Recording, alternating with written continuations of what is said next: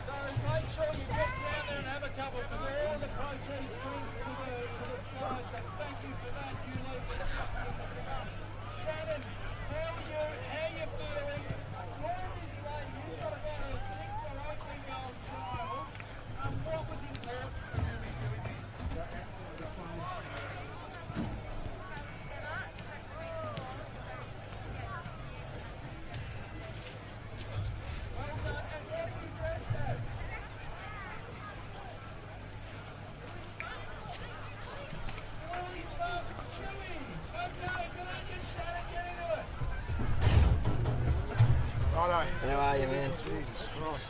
It's all happening here, isn't it? Still happening, right? Just wait. Right? Yeah, I've got plenty, mate. Yeah, I'll be right.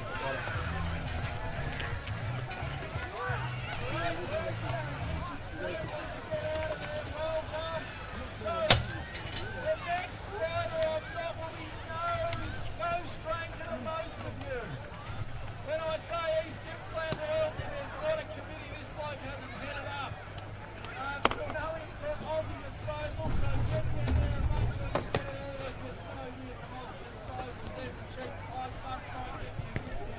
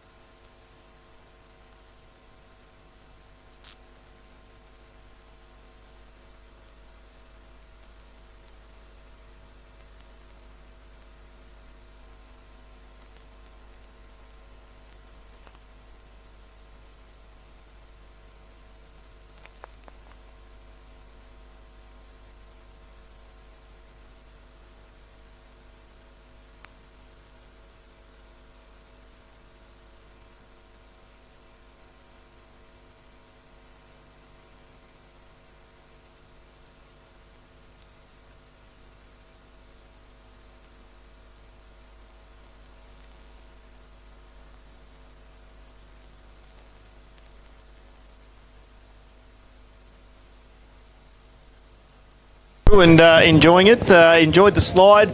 Was a little bit of taking the breath away. Did a good job, First boys. went Did in, a good but, job. No, fantastic effort. Brilliant. Great crowd and looking forward to a great game today. We'll get you some updates as we get on with terms of the fundraising efforts. Nick Lucchino for Carpet Country this afternoon. Good afternoon to you, Nick. Yeah, good afternoon, Scud and team, and looking forward to a great game. Even though the weather looks a little bit ominous now, right now, there's a very big rain cloud coming over us too. You can just see from the horizon, coming from the ocean. Yes, it is. Colours. As the locals tell us, we need some tips, boys. You've gone through the pre-game. Who are you tipping today, Poppy? Look, I'm going to go Sale.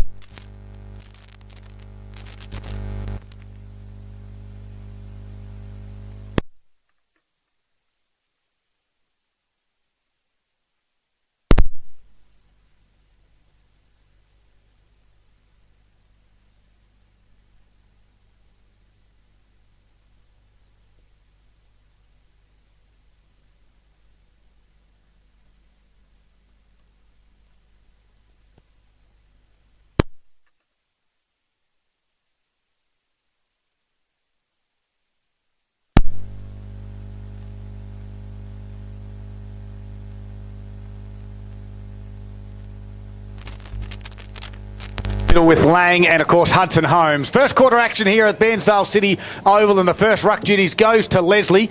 Kicks it off the ground. Lockie Cloak across the wing area will win himself the free kick for the Redlegs. And he'll look up, he'll go inboard. Leslie will try and get back, come in the other direction. He got a finger on it and caused the turnover. Quick handball there from Cutler. Released Freeman, who barrels one inside forward 50. Out the back. Looks to be Longbottom. He's gone forward this afternoon. Pressure. Sale will kick around the body. And that was from Thomas Campbell.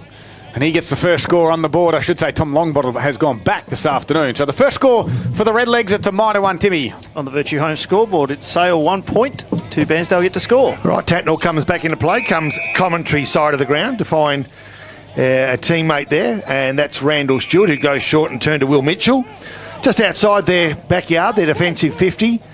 He's wanting to go into the corridor. It's a risky move, and in the end, he goes down the line. The kick's sloppy, and nice mark taken. In these conditions, Cody Hennis, any mark taken above the head in these conditions is handy. He's got a short option, takes that short option. Dropped what he should have taken was Johnny McGuinness, and now puts himself in a bit of pressure.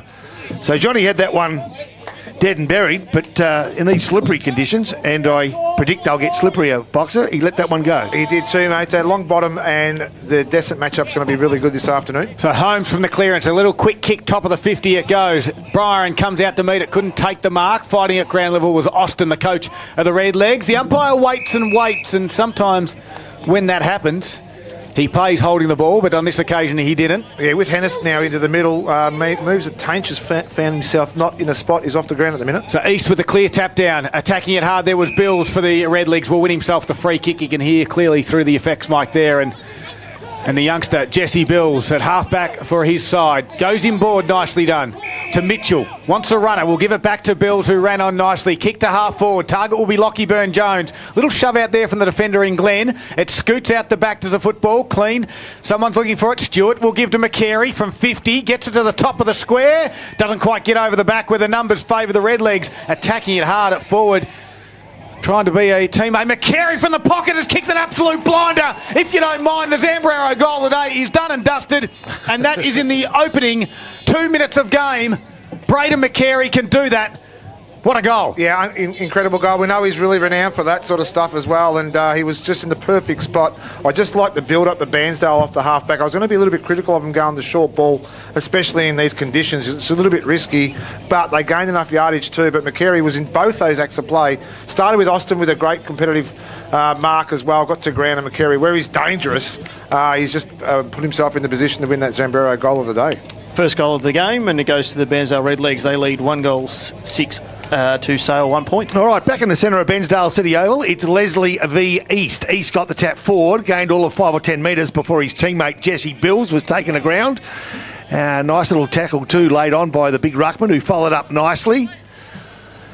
He's a good mover, Jack Leslie. Big bulk of a bloke. That time out positioned by East. Cody Hennis tried to get hands on the ball, couldn't. Will Mitchell again finds himself in the middle of the action. And the umpire will ball this one up again. They're looking for some room, and Leslie provides the room with a thumping tap forward to Hennis over the top. He went looking for Charlie Mann, couldn't find that player, cut off nicely by Vickery, and Vickery, his kick didn't find a teammate because Harry Tatterson from the half-back line took the mark. Comes grandstand side, commentary position side. And it's a nice take too by Daniel Bryan. We think he goes towards half-forward flank where Hudson Holmes wants to go over the top. Derek Eglamalesi Smith was the option, chose to ignore that one. And nice 2-3 grab mark. The umpire says, ball in. Yeah. Brad Descent was the target. Brad Descent, who kicked 7 last week, boxer. 7 straight too, Pop. Yeah, so he presented well but couldn't take the mark. Boundary throwing to take place. Intersection of forward 50 and boundary, and Sale into attack. Yeah, 5-point the margin in favour of the Redlegs. Little soccer off the ground there was from Dowse. Coming out to meet Freeman. Gave it to Egmalesi Smith. Got around one and then put Freeman under a little bit of pressure. Ball now in dispute. Redlegs got numbers. Harvey Hamble over the top to Bills. The run through the middle through Mitchell. High kick to half forward. Coming out is the young East. Max it is. Gets through the back there. That was Oscar Clark in the end. And then a handball over the shoulder from Mason Anir. They go backwards. Soccer off the ground on that occasion by Hall. That was from Hutchins. But back inside they go. This time Harvey can find the target again. And the goal scorer a couple of moments ago, Braden McCary, will go back and have another shot on goal. Yeah, great foot skills there by the Redlegs as well too. He was just enough time. McCary was smart enough just to get at the back of the pack. Back in the day it would have been called cherry picking, but these days it's called smart footy. And the kick was perfect now for McCary, who's lined up for his second. So slideish angle. I'll have to kick it probably about 48 metres in the end. He's already the goal scorer so far, a miraculous one at that. This time, a little bit more regulation, and he can't put this one through. It's across the face. And on the Virtue Homes scoreboard, you can be inspired by Virtue Homes. It's the Redlegs 1-1-7, leading Sale by 1 goal. They are 1 point.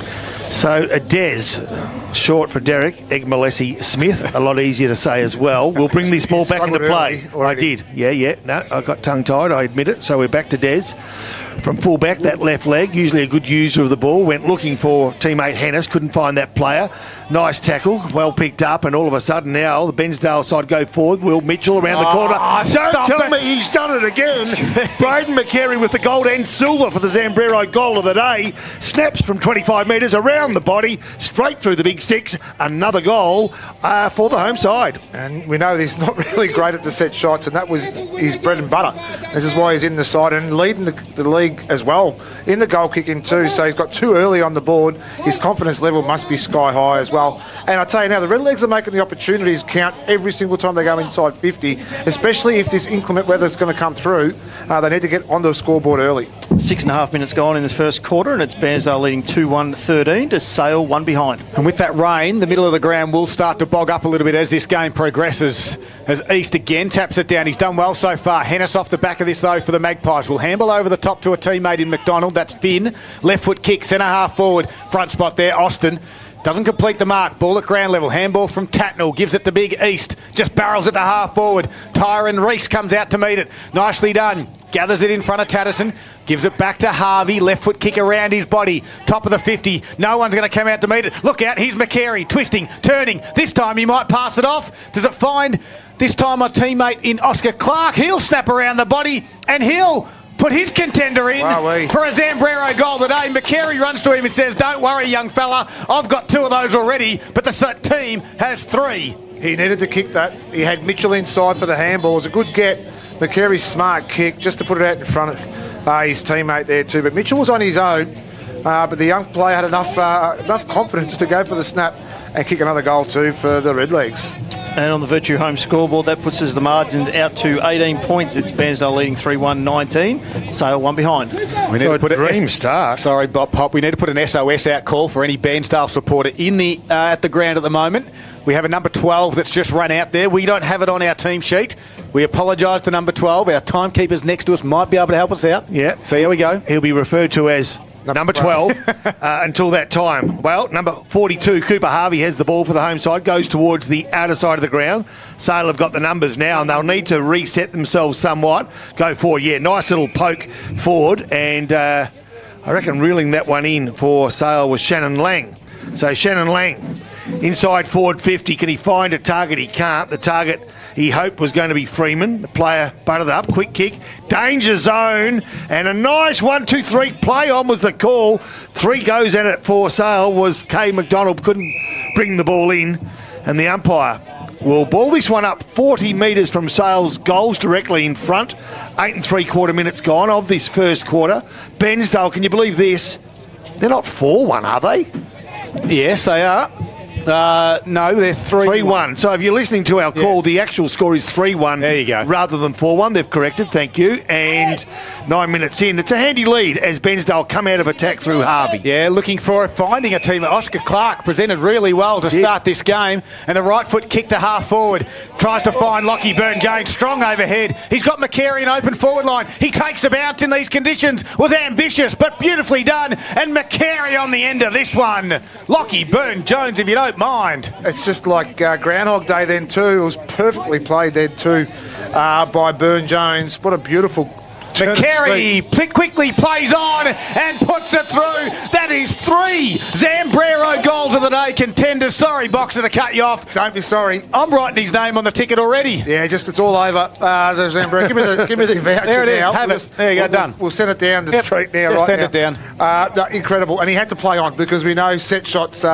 He's not renowned for them as well, and exactly what he did around the corner. But it was just that pace from the half back line for the Redlegs. Harvey again. That left foot's been damaging so far again, and again McCary finds himself at the back. The Magpies have been found napping when the ball goes inside their defensive 50.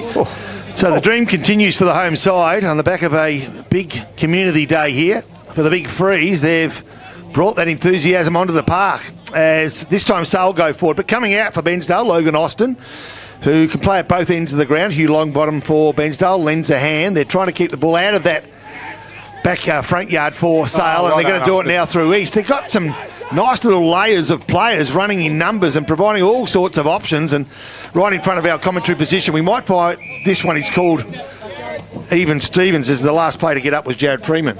I'll tell you, he's in career best form at the moment for the Redlegs is Ethan East in ruck. He's been tremendous so far, and the matchup against Leslie's been great so far. 24 points the margin on the Virtue Home scoreboard. A quick kick from Sale. Oh, has that come off the knee? Just below it. It's out of bounds on the full. Kane Cutler, unfortunately, there for Kane. Just off his knee, so the free kick will go Randall Stewart's way. What a start. What an opening 10 minutes for the Bairnsdale Redleg side. And Braden McCary. Boxer, I want you to tip how many he might kick this afternoon. I'll give you a moment. Now, Charlie Mann is the man who's come on the board as number 12 this afternoon, and we thank our timekeepers next to us for updating us there. Goes across to the coach in Austin. He can go further out wide to Longbottom. Got a little bit of space, so the right foot outlet kick will be neatly done. Now, just missed the target out there in Matthew Hamilton, the youngster, but he's got some toe, and now he picks it up with open space. Inboard handball to the teammate, just over Jamie Dawes' head. Now they're going to fight for it, the Redlegs, and doing just that at the bottom of the pack was Link McKenna. Caused Sale errant attack on the footy, and now it's in dispute. Now they dive on it. And 55 metres out from goal, we'll get a stoppage. They just look a bit more organised, Bairnsdale. They've got some systems, and you know when you're in trouble when someone like Shannon Lang, a prolific ball possession winner, has been hardly sighted in the first 10 minutes. I don't think we've caught him. Have you caught him, Pop? No, I can't remember it. So 12 minutes of footy hasn't got more than one touch. Just the one, is it, Timmy? Just the one kick. All right. Filling in for Paul Carter this afternoon, doing a wonderful job on the key stats. Yeah, Paul Carter, unfortunately at home, rocking backwards and forwards in the fetal position, missing a first game of footy in a long, long time. It's just what we do on days like today. We've got a great team. We share the load around. Very flexible. We do. Popstar. As Logan Austin on the outer side, the coach of the Red Leg side, drives it back towards half forward. Big fly from Dorr over the top. Couldn't quite complete the mark. Ball at ground level. Little soccer off the ground there was from Cloak. Eventually the numbers favour the Red Legs, and Lockie Burn-Jones will kick around the body. Contest from East was good. Enough to cause the ball in dispute with Freeman. And the umpire will have no other option but to ball it up exactly the same spot as a couple of moments ago. So 12 and a half minutes in, first quarter Virtue Homes. It's 4-1-25 Bairnsdale. Sale are one behind. Yep, they are, and don't look like troubling the home side just at the minute. This could be their chance from the half-back line. Try to set something up, but the Bairnsdale pressure is pretty good. They win that 50-50 contest. Give ground. Logan Austin goes lateral to find his teammate in Kieran Vickery, and from outside 50, they surge inside their forward 50. McCary, he's kicked free. There's danger signs whenever he gets near the ball, and there could be another opportunity now. McCary, left leg, top of the square. and 1-2 touches means a grab last line of the fence for the Magpies. Quickly plays on, handballs out the back to Hudson Holmes. He's on the last line for the Magpies. Sold a little bit of candy, got around his defender. Tries to find out the outer side in Tatterson. Couldn't do so. Tatner with a spoil. Ground level nicely done. Byron got it across to Kai McDonald. Inboard. Back to Hudson Holmes. Now, they got one on in the middle. That's Lang. Does it get to him? No. Turnover. Kieran Vickery read it better. And Lang was all on his own boxer. I'm saying that he'll kick 6. I know he's already got 3. Oh, geez. Well, your neck out. Yeah, geez. Kieran Vickery. He's kicked 3 in 10 minutes and now you're going to kick 3 in 75. All right, please explain why in just a moment as Sale will repel this one. Finn McDonald back to Egg Melissy Smith. This time, the nice kick finds Shannon Lang. And the first time would say this in 14 minutes of football. Lang's had 2 touches, goes inboard to Jack Leslie. Now comes further afield to Daniel Byron. They've squared it and switched the play. Does someone present to him on the near side? Hennis is the target. Good body work, but good hand in there by Vickery. Now Hennis has to go again. He's got 3 defenders of Bairnsdale closing in on him, and he's not going anywhere. And this Bairnsdale side have come to play this afternoon. Yeah, they've been relentless too, Scud, and every time the ball's gone inside the defensive 50, they've been there to pounce and with good numbers as well. So forward 50, Leslie got the tap, couldn't find a teammate, does the work of a rover, gets down on hands and knees to apply a bit of pressure and keep the ball in the area. When you start good and hot early, it's for a small forward, that always come your way, okay? He has to be real dangerous. I think a goal a quarter from now on would be an unbelievable return. All right, sounds good. A free kick sounds good for Bairnsdale. McKenna's the player with the ball. So Link McKenna, a nice mover and groover for this home side. They've done this a couple of times, give ground to change direction, and that's what they do. Austin gives and goes, and now they'll go forward through their teammate in Charlie Mann. So Charlie Mann's the player that we weren't sure of earlier, and towards the outer side. They're running beautifully, aren't they? Hamilton on the end of this takes a bounce, and now he's going to take on the opposition. Left leg forward, can he find a teammate? He can't, but the ball spills within 10 metres of goals, and Bairnsdale keen to keep the ball in the area and do that before the field umpire will take control. 15 metres out from their own goals. That's Bairnsdale. Every time we see Sale this year, they're stale in the first quarter. We've seen that before. Against Leongatha, they were the same. Well, dangerous spot kick around the body from Harvey from the stoppage. Not going to get there, but Carey shoved his opponent out. Dowsers looks at it and wants the boundary line and finds it in the end, right in front of the big freeze ice slide that occurred earlier today. And Timmy and I are just starting to defrost. Yes, we are. Oh, gee, boundary throwing. 24-point the margin in favour of the Redlegs. They've hit the ground running, and McCary's got 3. Inside 50 again. Boundary throwing. McKenna works hard. Tries it. Drags it in, I think, on this occasion. Umpire's going to ping him, you'd think. And it's going to be holding the ball. Free kick goes Sale's way. Yeah, just had to knock that one forward, but instinct says don't give it to the opposition. The consequence of that, though, is that the opposition end up getting it, and they've got it now, defensive 50. Sale will come commentary position side. They're kicking to the right of Radio. The short option is a good one. That's Cody Hennis from half-back flank. And wherever he looks, there's Bairnsdale opposition alongside his teammates. Yep. So he chooses to go to a 2-on-2 competition. At the back of the pack, 1-2 grabs. They look good, some of these young kids. And that's the man who had it, and that was Charlie Mann. Charlie Mann kicks to half forward flank.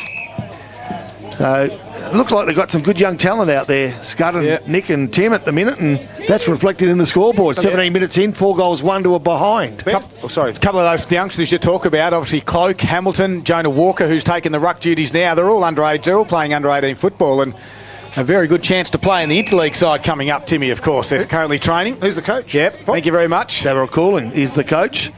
Don't get much better. Premiership player in the league. Astute observer of football. Thank you. As is this bloke here, Shannon Lang. Geez, you're in the same sentence as Lang. As Sale go forward to half-forward flank. Can they find a winner? They can't. Bairnsdale have been pretty strong, rock solid, like the Great Wall of China. They can't get over them, can't get around them. They're going to try to go through them, but the numbers that favour the opposition, and they do it through Lockie. Cloak comes grandstand side. On the end of it now is going to be Vickery.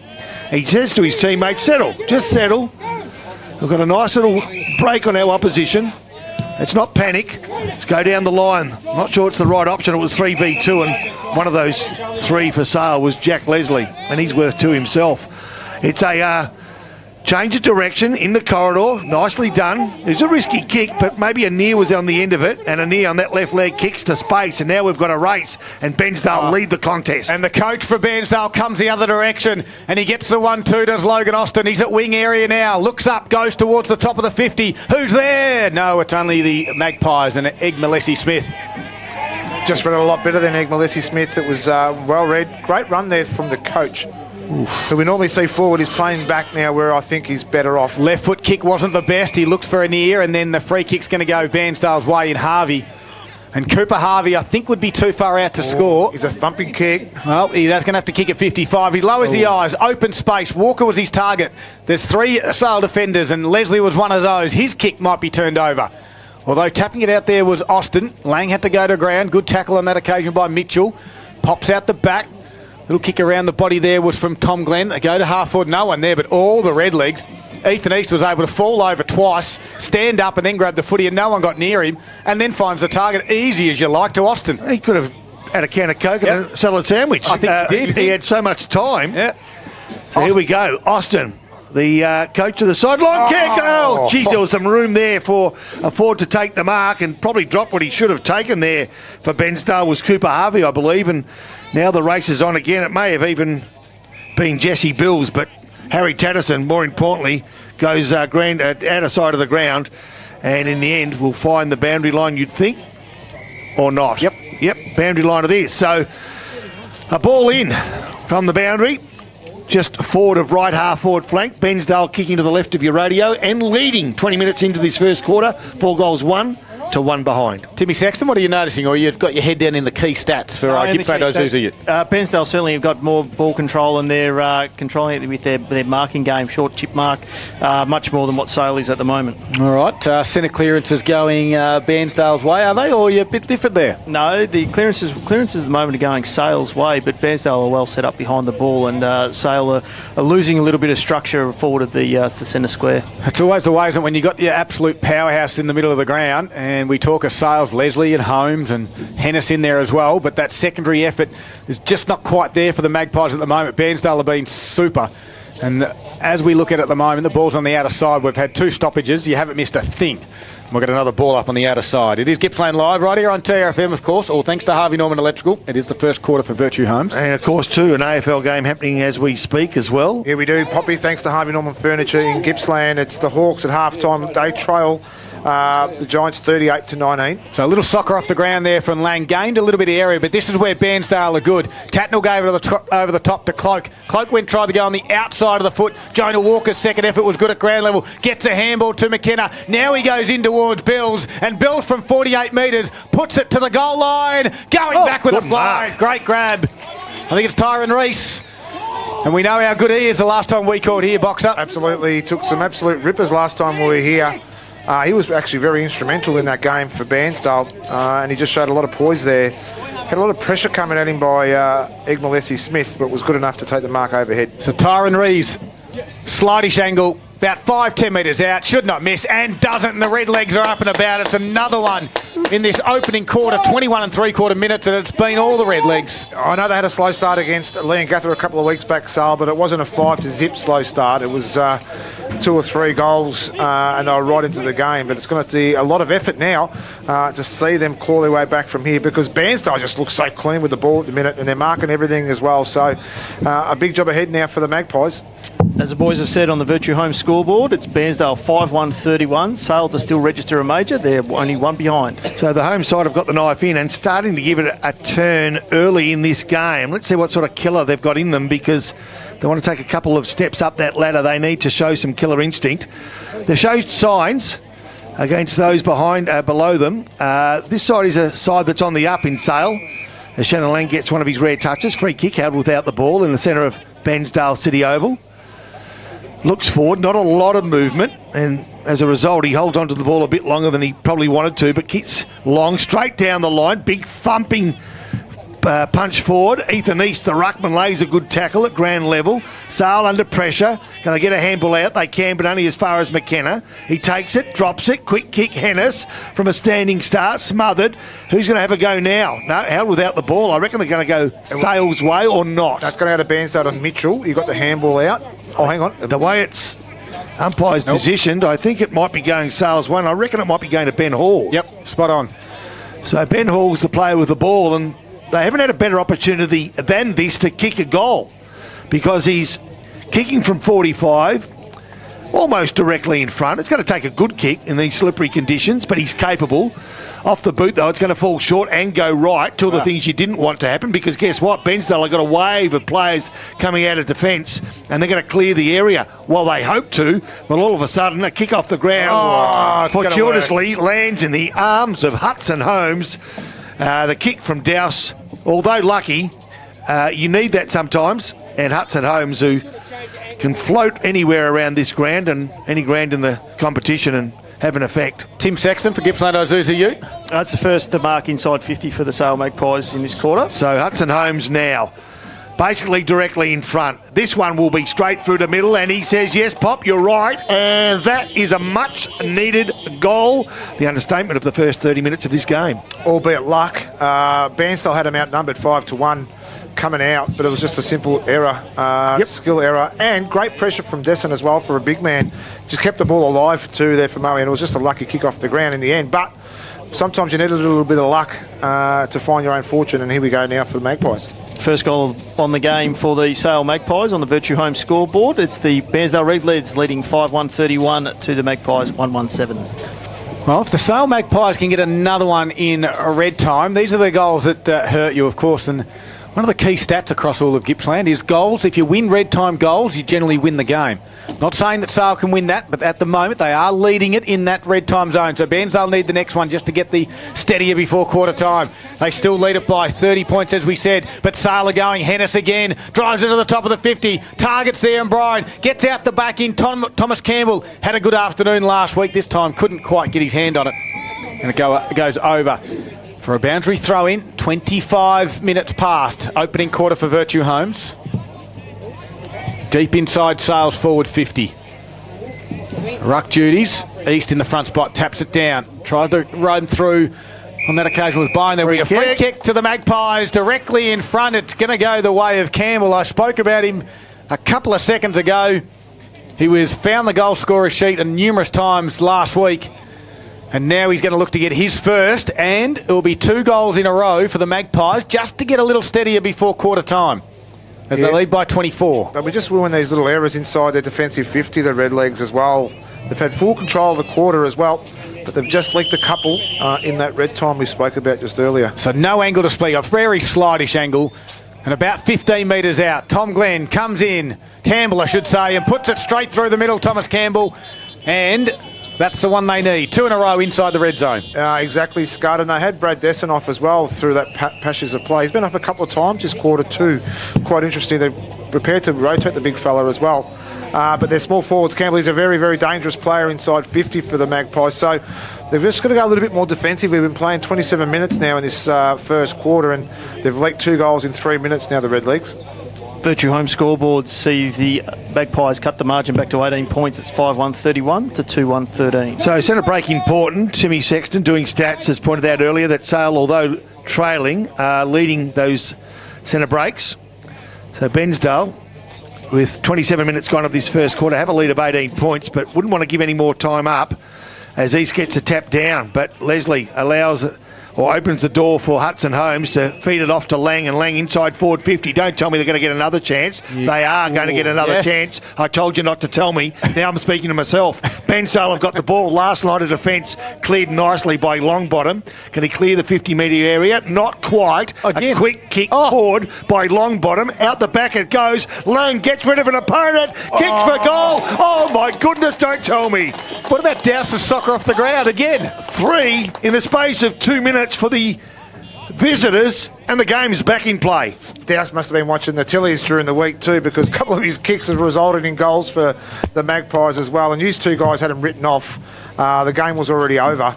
It can't be over when you're the Sale Footy Club, though. They know they're renowned for coming back from big deficits, and they're doing that right now. Bairnsdale, they'll be wooing this. They'll be really disappointed. Well, you gave McCarrick 6 goals in. I mean, I think you had them finished as well. Like a goal a quarter from here on in isn't a big ask, is it? 6 centre clearances to 2 is going the Sales way, and on the Virtue Home scoreboard, it's the Redlegs leading by 12 points, 31-19. East with a big thump forward this time. Off the stoppage was Bills, and it was given back to the umpire for a secondary one. Again, East taps it down, but this time Lang starting to get a little bit involved after the first 15 minutes of play, and that is the reason why the Magpies have kicked the last 3 goals of the game. We've got some interesting scores in the Gippsland League at the moment. I'll get to them in a minute, Scott. Of course, they started 15 minutes earlier than our game, so they'd nearly be at quarter time. As we are here at quarter time of the Bairnsdale City Oval. The first quarter went 28 3/4 minutes, and Bairnsdale got off to a flyer. They kicked the opening 5 goals of the game, and then Sale bounced back with their 3, which led at quarter time. It leads 5-1-31, the Bairnsdale side, leading the Magpies 3-1-19. It's a 12-point margin at quarter time. You're listening to Gippsland Live on TRFM from the Bairnsdale City Oval. All thanks to Harvey Norman, Electrical Gippsland.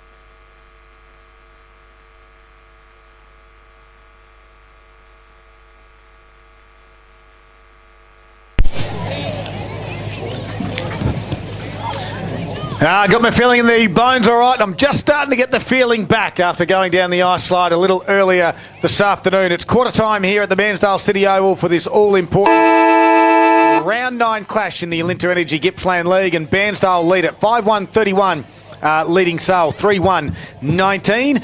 What did we make of that first half? Over to you, Boxer. Yeah, what a good start. Makes a difference to a game, and they did. Bairnsdale did exactly that, led by McCary, who kicked 3 goals. I just thought their setup behind the ball, as Timmy said, even though Sale won the centre clearances, they were that well set up. They used the ball well. Conditions didn't start well for the both teams.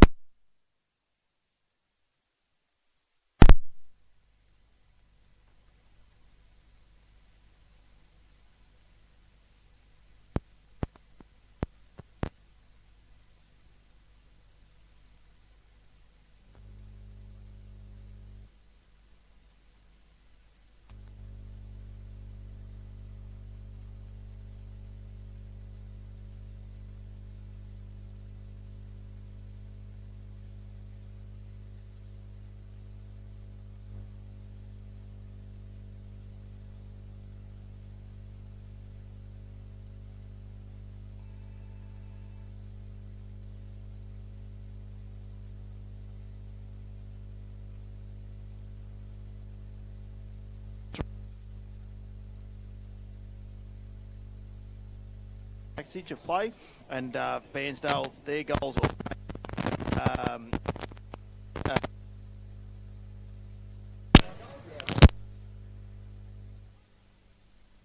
Here's Nick Lachino. Don't forget, big clearance on now. Save up to 40% off X-Display and floor stock furniture. Yeah, some good games across Gippsland League this afternoon. Mafra 2-3-15. They trial Warragul 3-5-23. Moe 6-3-39. They lead Wonthaggi 3-3-21 and Druin 2-3-15. Leongatha 5-5-35. And in the Mid-Gippsland, the only game in the Mid-Gippsland Football League this afternoon, Fish Creek 6-1-37. They lead MDU 3-18. And, of course, don't forget the big Sunday game, the Hunter Stanner Street Cup. Tomorrow, Sunday afternoon, we'll come to you live from the Morwell Rec Reserve between arch rivals Morwell and Traralgon. And that game will be from pre-game. 1:30 p.m. Here's Rob Popplestone to get us underway for the second quarter for the Moe Racing Club. Okay, quarter time. Bairnsdale leaders by some 2 goals, 5-1 to 3-1. Ball balled up. East v the big man in Leslie. And despite the best efforts of a handful of players from both sides in what is becoming a bit of a muddy centre of Bairnsdale City Oval, the umpire takes control. Bairnsdale now kicking to the right of Radio. They're around about centre-half forward as we speak. And they've got the numbers going in waves to surge the ball forward, and there's been a tackle too high. Will go Bairnsdale's way, or it will go the way of Cooper Harvey. He's been great this afternoon already. Cooper Harvey was instrumental in the setup of the goals for Bairnsdale in that first quarter. And they've got a nice little defensive zone, have the visiting side Bairnsdale. They go searching for, but not being able to find a forward. The target was Oscar Clark. Ball punched forward, but still in the forward 50. And it goes a quick kick forward from Mitchell to within 15 metres of goals before a kick off the ground from McGuinness for Sale. Clears the area to Lang. Steady under pressure, goes short and finds a teammate. And off they go again, this time Thomas Campbell. From around about centre-half back to centre-half forward in the blink of an eye. And Freeman, Jared type, should play on. Looks over his shoulder, does play on. A kick to the advantage of a teammate. Can he find it? Nearly. Ground level, well roved. Good finish. Well done, Mitch Dow. Sale, edge closer. Game on. Yeah, it started from Lang down back as well. And young McGuinness, obviously a lot of players don't get rewarded with those efforts because it's not a stat. But his punch from a defensive 50, just at the goal line as well. Found touch, found Lang, and his kick to the middle of the ground was perfect. And they've started the quarter the way they finished that first quarter, Sale. So Bairnsdale better start locking down here. And on the Moe Racing Club scoreboard, we've got Sale at 4-1-25. They trail by 1 goal now to Bairnsdale 5-1-31. How's that salad roll going, Timmy? There, Timmy. Just finishing off the last little bit of ham and salad roll. It was nice, thanks. Back to the middle. East goes up. Just allowed Leslie to tap it down, and then Sale will win the free kick because Lang made all the play. And now Leslie goes to Mitchell and says, leave my midfielder alone. He's won himself the free kick, Lang, and as we said just a couple of moments ago, they've kicked the last 4 goals of the game. They go inside forward 50 again. Cutler was there, trying to get it out to Desson, who underground handball to a teammate in Campbell. He goes further underground. Can't quite get a teammate. Tatnall was there for the Redlegs. Handball out towards Vickery. A little bit of space to move. How's the outlet kick? It's pretty good at the moment. It's in the front of the area of Jonah Walker. Taps it down. McGuinness will fight. Coming in to help as well is McDonald, and somehow the ball gets out the back. McDonald, that's Finn McDonald. And now the kick will be turned over from Freeman straight down the throat of Ricky Tatnall. So Tatnell from right half back looks to left, now looks to right, and thinks, oh, where am I going to go? I'm going to go right because I've got an option. That's LBJ, Lachlan Burne-Jones. The pretty pink boots on from half bank, goes short again. They're just going to work their way forward to Tyron Rees, who presented nicely. He's got Link McKenna inboard. He goes that way, takes it out in front of him as he should. He was under pressure. If he allowed it to come to the chest, he may not have taken that mark. Haven't gained a lot of ground, but they have kept possession.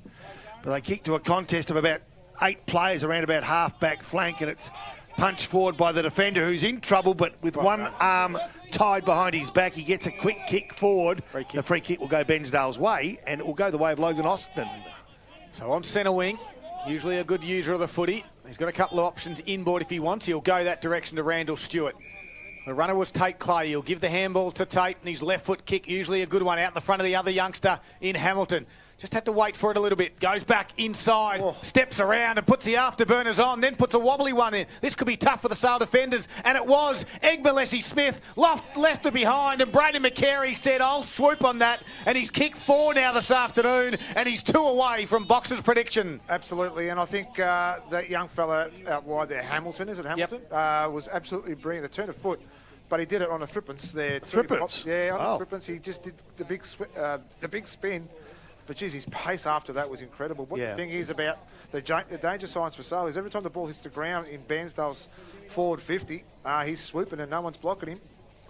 4.5 minute mark on the Club Eastwood Bairnsdale scoreboard. It's the Red League 6-1-37. They break the run of 4 goals there for the Magpies. They're at 4-1-25. Well, so the thrippence turned into a 10-cent piece, and now it's a Bitcoin. I mean, keep up with the times there, Nico.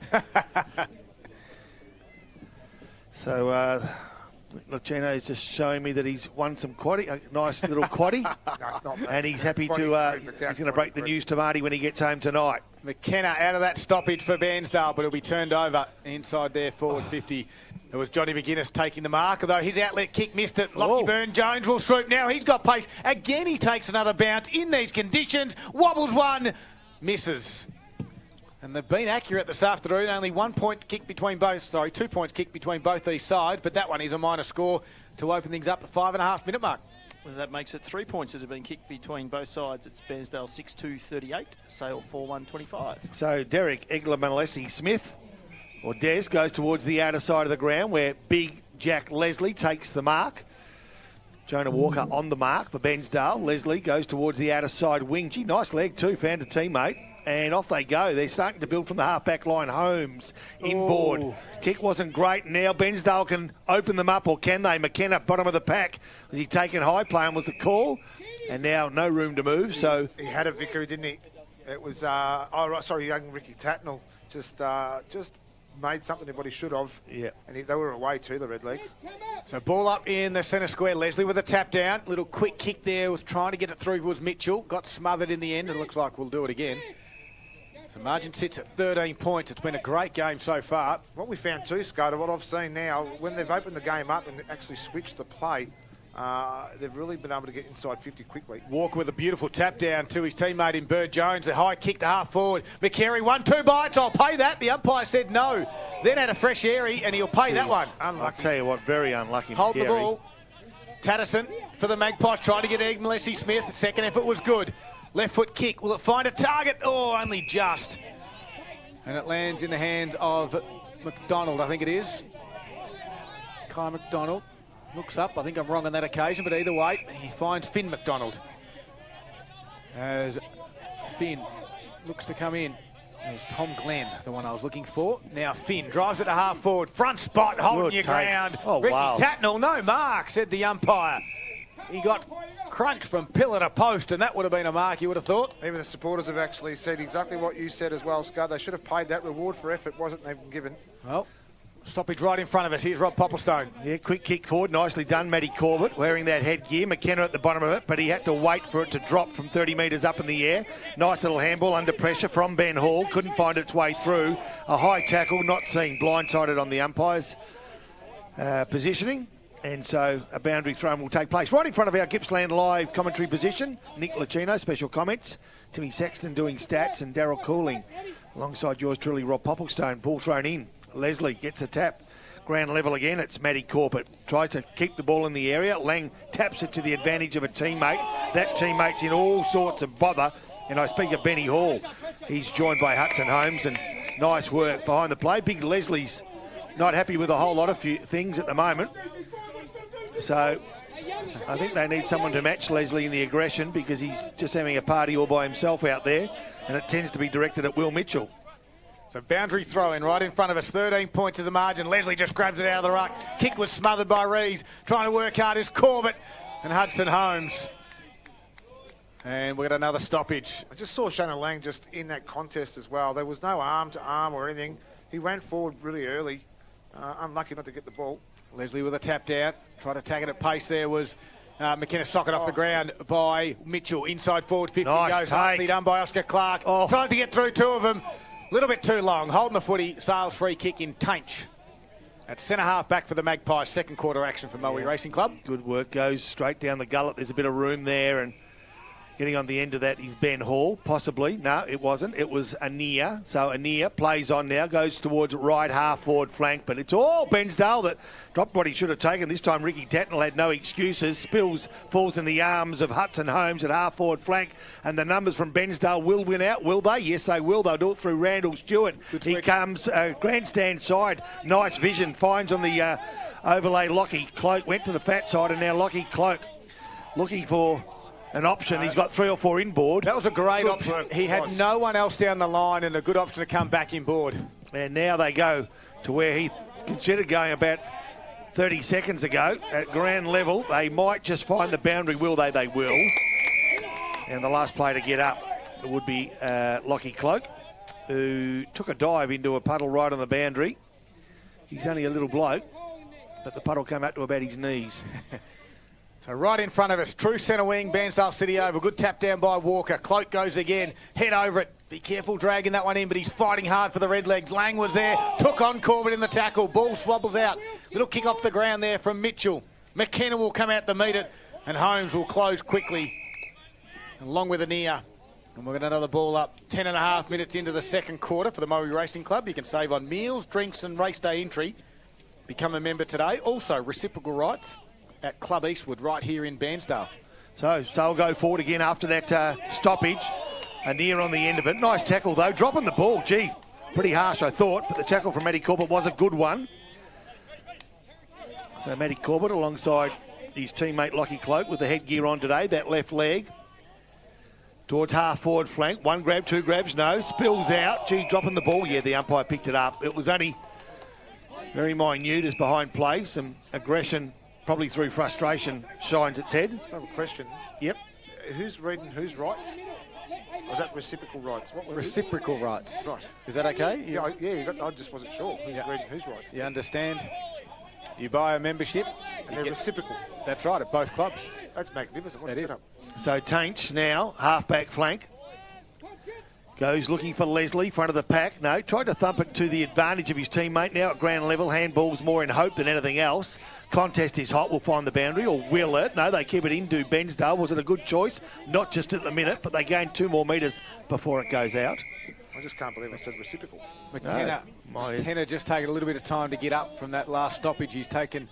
He now gets up, just holding the snoz. No blood at this stage, and they might check him out, I think, with a little bit of a concussion check, I'd say. As we've got a boundary throw in. Leslie with a little death tap out towards Holmes. And couldn't quite get any clearance there. We've got another stoppage. 6-2-38. The Bairnsdale side, 4-1-25 Sale, 13-point margin. 12 minutes gone, second quarter. Front of the pack, Mitchell again. Finds Matt Corbett, quick kick forward. Nice take, front of the pack, good work, Jamie Dorr. So from just short of right half forward, plays on, kicks to the advantage of a teammate. Can he find Oscar Clark? He can't. Punch. A great punch from behind, but at ground level, Lockie Cloak, handballs, picks up nicely. Handballs to Vickery. Vickery from the centre of the oval goes for McCary. Oh my goodness, how did he pull that in? 1 grab, under pressure, slippery conditions, and he could be going for goal number 5. Oh, geez, what a spoil there by Hutchins as well. The lead was great. Kick to the fat side, gave his teammate all the options too, but the kick inside, overhead, McCary, how good is he overhead? Just on that spoil though, Box, he had a great spoil, but no support around at ground level to actually win it. And Bairnsdale did that. And he would have gained 20 or 30 metres, but Bairnsdale had enough numbers too because they set in so well up behind the ball. So McCary, here we go. So the home side had a lead of 5 goals. Sale brought that back to 1 goal. They've got the opportunity from McCary to extend it back to 3, and the big boy's gone bang. Goal number 5 for McCary. He'll kick 10 today. Oh, he'll kick 10. Do we want to have a bit of a side one on that one, Scudman? He'll kick more than 6. I'll give you the tip. Yeah, righto. Over to you then, Timmy. On the Moe Racing Club scoreboard, it's Bairnsdale extending the margin back out to 19 points. It's 7-2-44.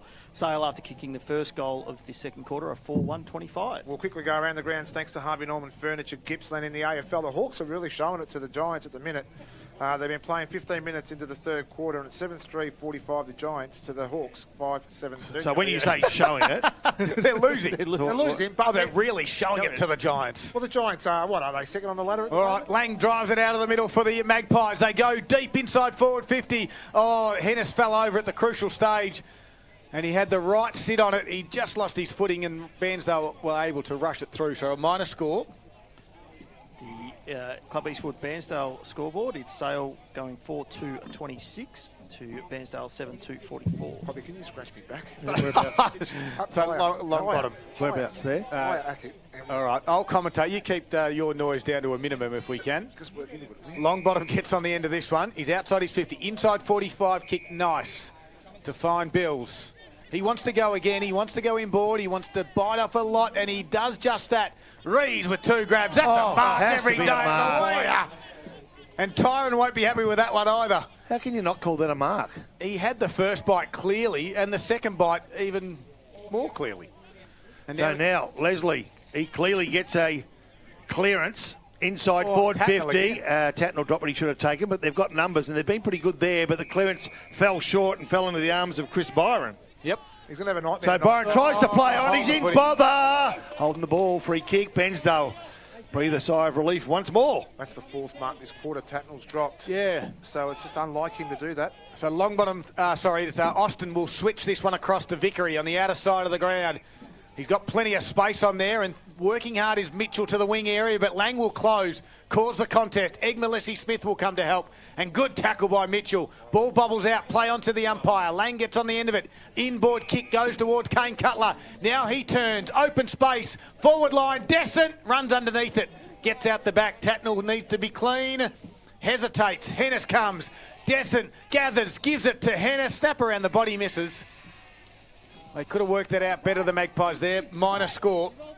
And the Club Eastwood Bairnsdale scoreboard says 4-3-27 Sale. They trail by 17 points to Bairnsdale Redlegs. 16 minutes into this second quarter. Rob Popplestone for TRFM. They'll come grandstand side, will the home side, who've had a big day before the game even started. Compliments of their support of the Big Freeze, number 10 for them. And it's found its way onto this oval. The enthusiasm of the home side through Harvey. Centre of the park it goes. Coming through nicely was Tate Clay. He's taken ball and all. Umpire says dropping the ball. Wow, it's red hot at times. We just can't pick the times. Shannon Lang gets a free kick. It was a good tackle. Kicks to within 30. Don't tell me there's a holding decision behind the play. It's going to go Sale's way or... Umpire's pointing the wrong direction. It'll be Bairnsdale's way. So Bairnsdale gets the free kick and they clear the area. They do it nicely. And... they go towards the outer side. Cooper Harvey finds teammate Ricky Tatnall and, goes back to... They're actually playing, but they weren't playing. Oh, wait a minute. So, the free kick's now. Tate Clay, did he get the free kick or not get the free kick? It was a free kick down the field, which meant it come back to where the ball was. So he got pinged early, and the other guys just happened to play for a couple of minutes on the outer side. All right, so here we go. Back on real time now as they come grandstand side. Good contest right in front of our commentary position. Leslie, the big body... ruckman for the home side. He clears the nice look away handball by Clay. Can he get around? Mitchell gets around the big ruckman, does it nicely, and composure under pressure finds Jesse Bills from 60. He wants to move the ball quickly. He does. Can he find a winner? He cannot. Good take. Last line of defence by Mitch Dowse. Rain starting to fall, all thanks to Carpet Country this afternoon. You can thank the rain, Carpet Country. Yeah, no, they helped dreams become a reality since 1982, 81 even. 81. Yeah, extra year on that one. Boxer should know. Good year, 82 though. Was it? Yep. Happy birthday, Tim. Thank you. I turned 18 that year. Hennis on the end of that kick. So tough conditions again now. present for both these sides. The margin at the moment, 17 by Holmes. Now they're holding on to it. They got Leslie. Closing will be East. Contest. And good work. Body work was great by Leslie again. Ricochets back to Hennis. Took on the tackler and then just gives a handball to Jack Leslie. Kick around his body. Tatnell this time had the spoil. And they go to Leslie again, Poppy. Yeah, Jack has to watch himself. He's just been caught 4 or 5 times bullying smaller players. And they're getting into him too, aren't they? Yeah. When you get sucked into on the smaller ones too. Yeah, and so Jack better just be careful. He's a great player, but he doesn't need to be doing that. Big shove out of the ruck duties there from Ethan East will go the way of Byron. Yeah, Scubber, we're just waiting for the ball to come back around the grounds thanks to Harvey Norman Furniture, Gippsland. Mafra, 4-5-29. Warrigal, 4-5-29. So Byron gives it off to a standing Hudson Holmes. Delivers it inside forward 50 and taking the mark, Tyron Rees. And he'll quickly play on. He's got Mitchell on his own. Finds him right in front of the slide. The big free slide this afternoon. Some of those boys might be jumping in. It might be cooler in, warmer in there than what it is out at the moment. Kick goes down the line. Igmalesi Smith read that better than anyone else. Come off the side of his boot though, and Lockie Burn-Jones just sock it off the ground. It's a foot race, 1-on-1. Tatterson and McCary. McCary sock it at once. He'll sock it again. No. No. It could have been a goal of century. There you go. Oh, that's a big call. Trickled over. For Well, name a better one. Tim Sexton. I can't off the top of my head right now. And it's only 24 years into the century. On the Moe Racing Club scoreboard, it's Bairnsdale 7-3-45. They push the margin back out to an even 3 goals. Sale 4-3-27. Tatterson.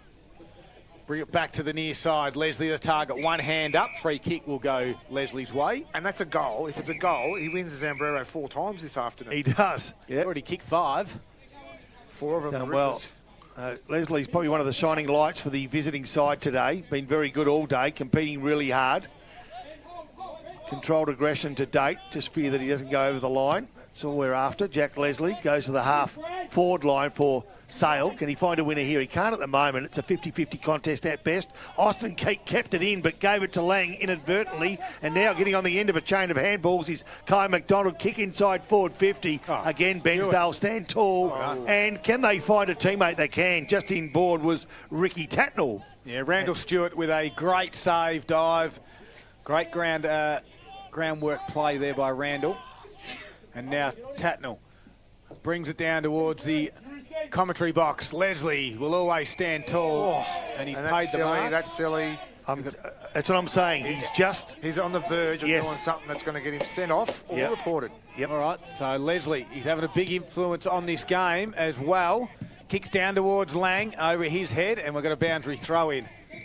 I mean, we all like people that get aggressive. And, I haven't got a problem with it. I know that he's right on the edge. He's making the choice. Yep. It's going to go swing either way. He's playing good footy. Just let it go. He's such an important part of this side.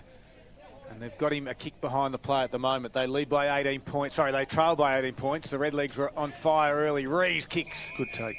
And it was Igmalesi Smith picking this one off. So on the wing area for the Magpies. Sets himself up well behind the play, Melissa Smith. Even though we haven't seen his influence as much as we have in the past, he's got a beautiful kick inside. Oh, big fly from Brad Desson. Couldn't complete the mark. Vickery handballs over the top for the Redlegs to Mitchell. They got numbers on the outer side. Will they run and carry? Tate Clay gathers it, gives it to a runner in Vickery. This time, that is through the Byron variety. Kicks to half forward. A foot race is on. And the quick one there is Clark. Closing his Hutchins for the Magpies. Clark sockers it off the ground. Does he keep it in? He does. McGuinness will come the other direction, and Clark puts on a strong tackle. Great tackle. And the big fella, 3 or 4 efforts. He's been very impressive today, Scud, Oscar Clark, and he's got some great signs and some really good upside to his game at the minute, and I'm really impressed with what I've seen so far. Kieran Vickery just hobbles off. He does. Coming back on for Bairnsdale is Charlie Mann, wearing the 12 Guernsey. If you haven't got it in your record, we've got it up here. Bairnsdale have a quick snap for goal. Do not tell me they've made it. I reckon they have. It could be Cooper Harvey who made something out of nothing. Raspberry jam out of pig poo, and Bairnsdale have hit the scoreboard again. How do I come back from that? if McCreary didn't already have the Zambrero goal of the day locked up, that was a close second so far because it was a great finish there. And he's had a great afternoon, Harvey, as well. He's been in everything. I can't. You just have to go to you, Tim. On the Club Eastwood Bairnsdale scoreboard, that's 3 in a row for the Redlegs. They push the margin back out to 24 points in this quarter. They leave 8-3-51 to Sale 4-3-27. So, raspberry jam from Big Pooh. I mean, what an effort. That's what I'm saying. It's just incredible. It is incredible. Tastes nice, though. Back to the middle we go. As we've travelled 23 minutes into the second quarter. Leslie taps it down. Front spot, Cooper Harvey, the goal kicker. From a couple of moments ago. Mitchell fights hard, head over the footy. Lang was there, stood up in the tackle. Barrels it inside forward 50, going back. Logan Austin. Such a good player is Logan. Takes the mark and comes to the near side. The target will be Burn Jones. Can't mark. Quick kick around the body there was from Daniel Byron. Again, it's Logan Austin's turn. Goes to ground. Head over the footy was Chris Byron. Play on to the umpire. Now he sits on it. He might be in trouble. The umpire will wait. No, there's enough players around that stoppage for the umpire to say no opportunity. Scar Vickery's just walking around here in front of him. Looks like everything's settled down too. I think whatever was up in his chest has fallen back into the right position now. Okay. Oh, well, he's agate. All right, you're seeing something that I'm not. He got anyway. He got kicked somewhere. Okay, from the stoppage. Byron with a quick kick around the body. Got smothered. Ricochets back to the top of the 50, and we've got a ball up.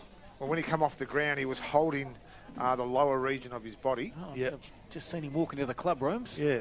But anyway. Ball thrown back in. Nicely done. Here we go. Bairnsdale have been pretty solid in that back half. Now they kick to boundary. It's a one-on-one contest. The two headgeared wearing Bairnsdale players are 1 and 3 at the ball. As there's a bit of by-play behind. Corbett didn't like Hutchins. There's a little roll, and actually other way around. Hutchins didn't like Corbett's knee. No. They tangled up. Grandstand side.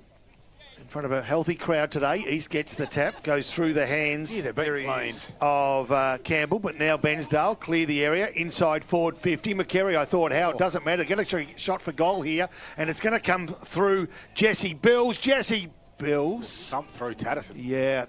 Look, they're pretty good, Bairnsdale, after shooting out to a 5-goal lead. It's better than 4 goals at the moment, Timmy. That's right, they lead by 25 points, 8-4-52 to 4-3-27.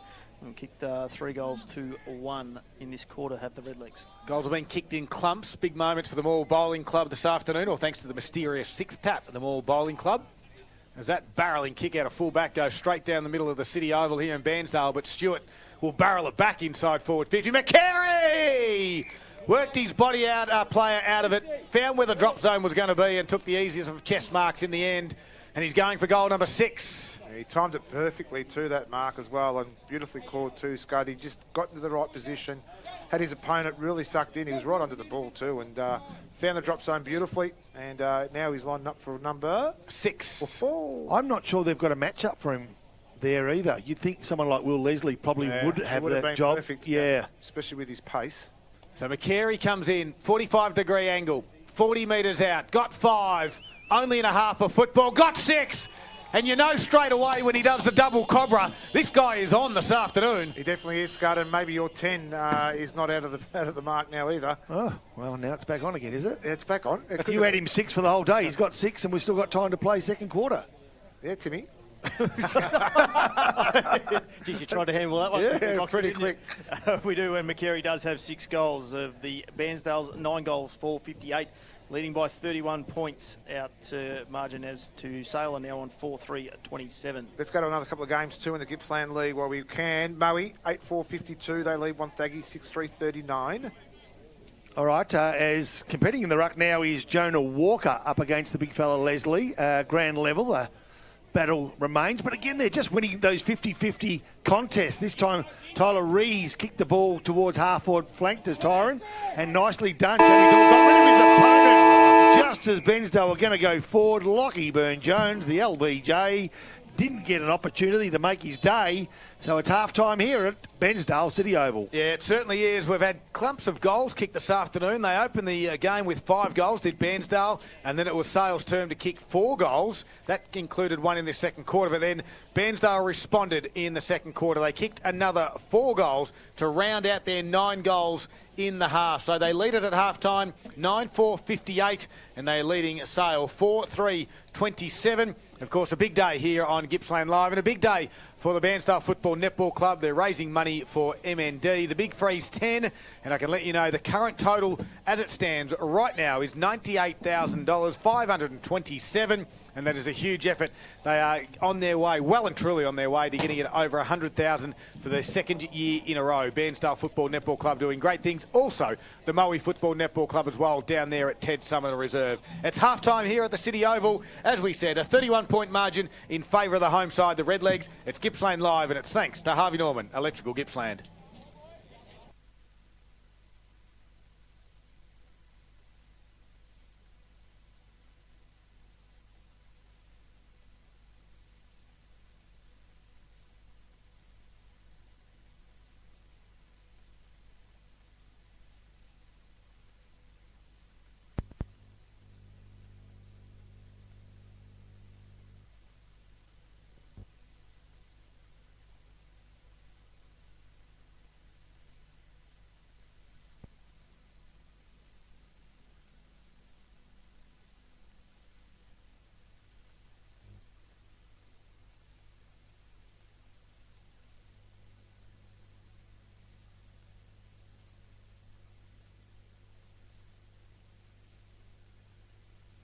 Everybody's favourite time of the week. It's the round 8 top 5 goals of the week Gippsland League. Coming in at number 1, Braden McCary from Bairnsdale here. Keeps the ball in front of him. Finally gets there and he goes off the ground for the soccer goal. Great work.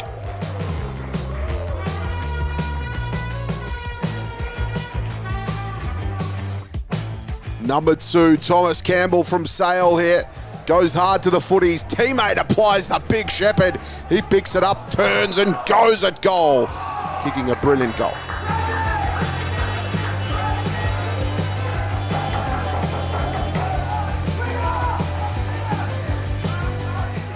Number 3, Josh McMahon from Terrelgan. This is a good one here. Loops the hand pass over the top, looking for the 1-2 back. Gets it. Tucked against the boundary line, has to bring it home. And he does a fine job.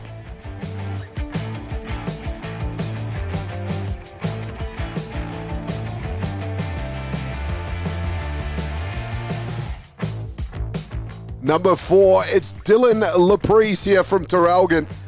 Ball comes in, bit of a wrestle here in the goal square. Falls in his lap and he has to go from the ground. And he got it going through the middle.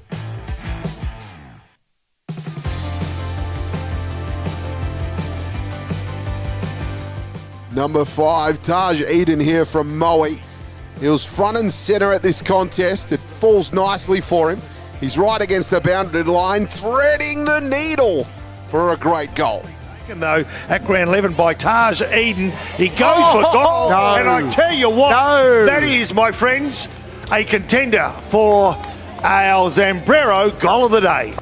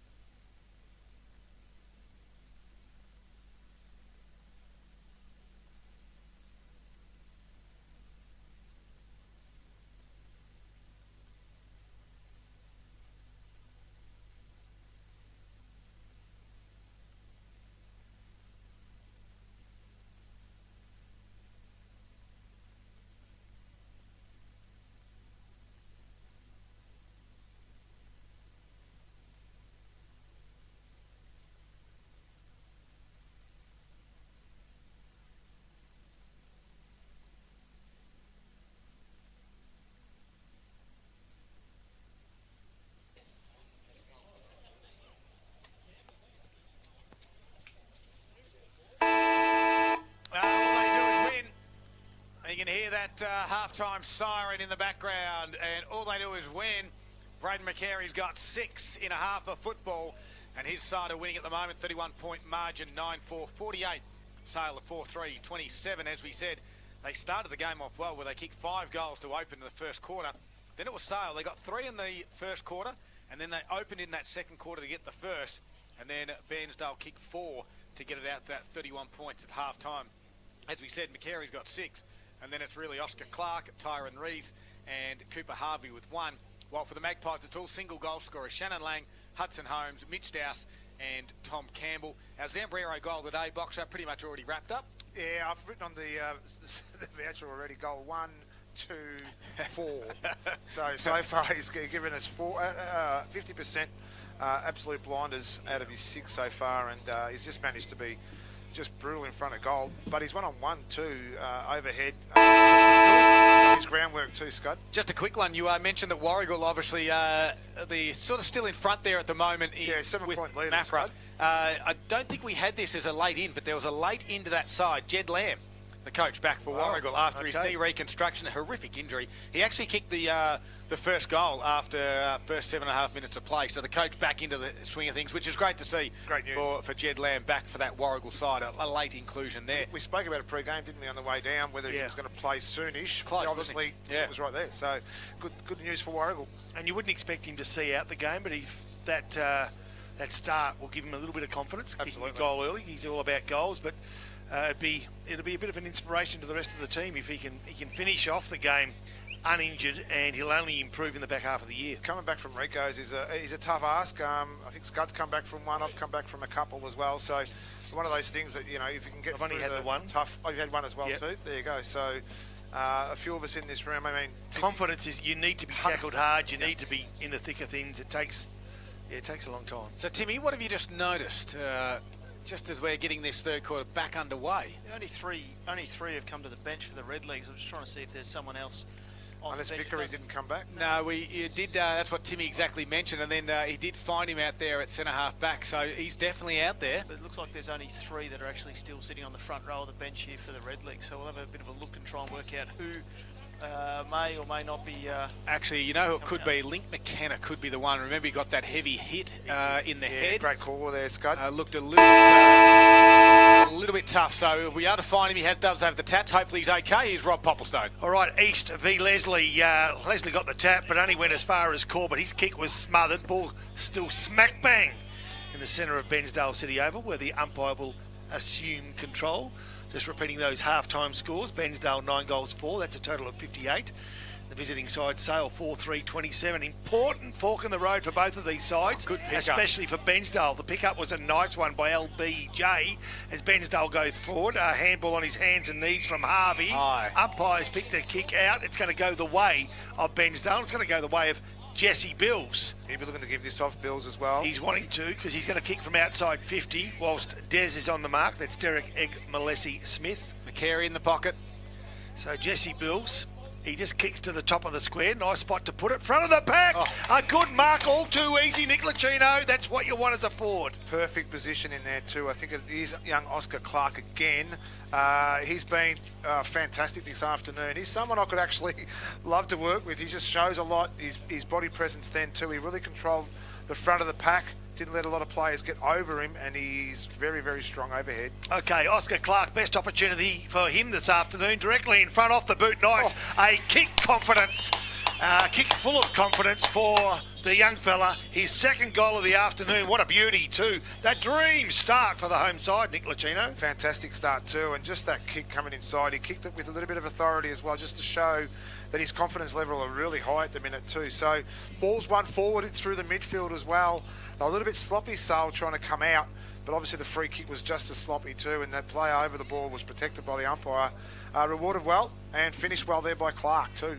On the McDonald's Gippsland scoreboard, that's 5 in a row for the Redlegs. Takes the game high margin out to 37 points, 10-4, 64 to Sale 4-3, 27. Big moment now for the Sale Magpies. Can they come back from this one? All thanks to the Morwell Bowling Club. Don't forget the 6th tap. It's a mysterious 6th tap. What will it be?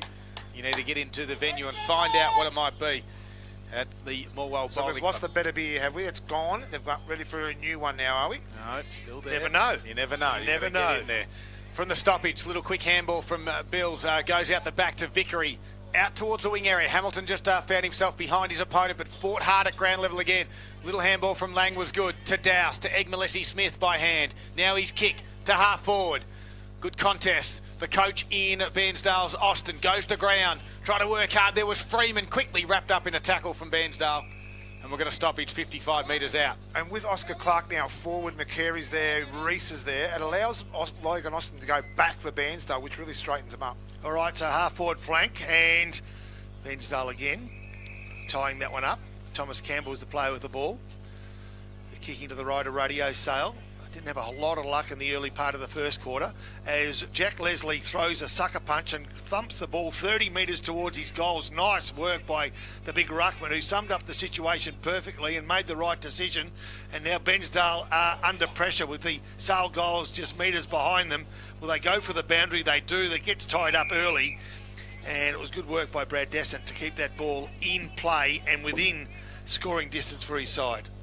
So ball up in their defence, in their forward area. Descent taps it over the back. Try to find a runner to run onto this one. Free kick will be paid the Magpies' Another way. one right in front of goals. Freeman will be the one. Third one for the afternoon as well. So the umpires aren't scared to pay him in front of goals, but it was pretty hard to see. It was called too high in the end. Only 15 metres out will be Jared Freeman. I have to admit, I used to hate these kicks. They usually go right. Let's see. Freeman, there's no excuse to miss this, mind you, but it's only a very slight angle. He's a renowned goal kicker. Shouldn't miss. No pressure.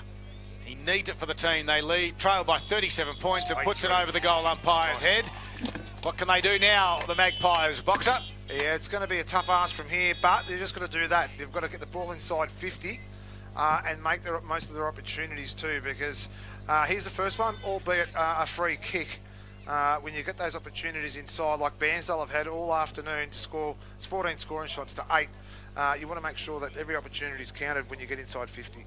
McDonald's Gippsland scoreboard sees the margin brought back to 31 points now. It's the Bairnsdale Redlegs leading 64 to Sale 33. So Bairnsdale have managed to keep the visiting Sale side at arm's length for most of the afternoon, but don't be surprised if there's another surge coming from Sale.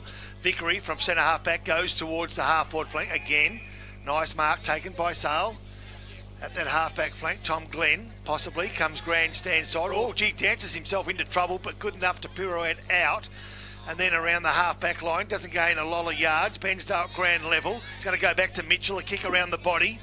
Blindly, favourable bounce. Bounces over a couple. McCary! Oh, yeah. It's going to bounce through! It's going to bounce through! No way! No way! No. Get out of here! So McCary has kicked goal 2, 7 on this 3 bouncer as well. 4, 5, 6, Unbelievable. 7 goals, and we've played just 5 minutes of this third quarter. He is a dead set freak. That is unbelievable. So we've got goal 1, goal 2, goal 4, goal 7, are all winners of this Ramiro goal of the afternoon. The highlights during Wow, the week of this game could just be of Braden McCary kicking goals. Oh, wow, that was a Unbelievable. brilliant goal. Left foot too. And that puts it on the McDonald's Gippsland scoreboard back out to a league game margin of 37 points, 11-4-70 to 5-3-33. Now, we've just had the trainer come out and give us the old 7 sign and say 7 of the best. He was quite clear in telling us. Well, it's a free kick in the middle of the ground for the Redlegs. They're going to go again. It's a big day for them. They're out to a game-high 37-point margin as East thumps it inside forward 50. Guess who's the target? McCary! Oh, he nearly took a mark. I tell you what, we're getting side over chest marks now. A quick kick from Walker around to the top of the square. They're all over the Magpies at the moment, and they need to really put some scoreboard pressure on. Hennis is under pressure. Squaring kick will find McGuinness just. That rain's starting to hit now too, Scud. Lights are on at the Bairnsdale City Oval. Good crowd still in attendance this afternoon on this big game in East Gippsland. No other football up here. Why wouldn't you come along? Beautiful microclimate of East Gippsland. Not quite on show today. There's Hennis, little quick kick. Just eludes Jack Leslie. East with a Shepherd. Long bottom took on 1 or 2. Corbett was there. Somehow lost the footy. Long bottom again. There'll be a free kick coming back, Tim. Where'd you see? Leslie went through and he'll get a card for that. There you go. He'll get a card for that. Wow. So the yellow card is happening. It was going to happen. It was going to happen, and unfortunately, and it has now. And the most influential player for Sale on the ground right now. Don't want to say too much, but we picked it early. 15-minute spell. Yep.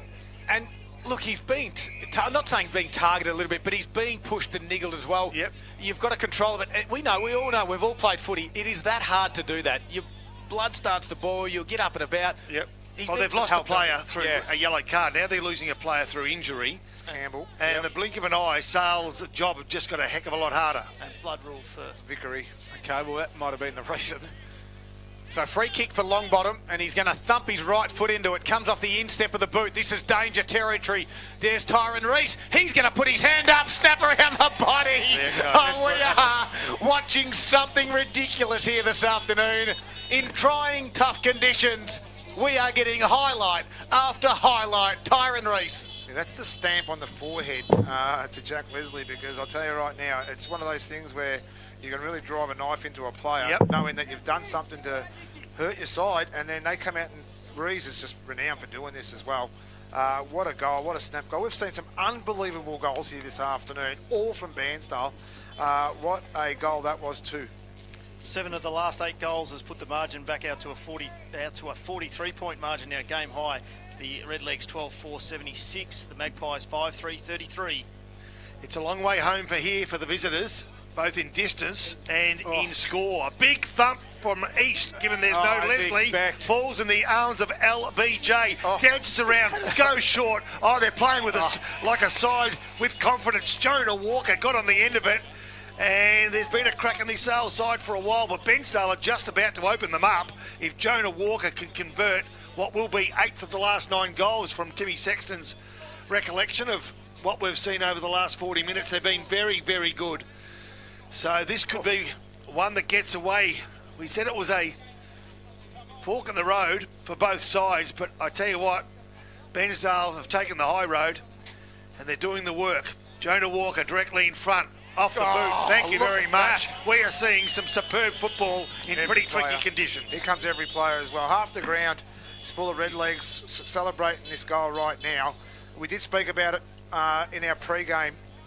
Bairnsdale are 4 points behind. If they want to stay with the competition above them, Sale have a 23% advantage over them on the ladder, and now they're just showing them right now that they're going to gain some percentage back, and they're going to step their mark up now in the top 5.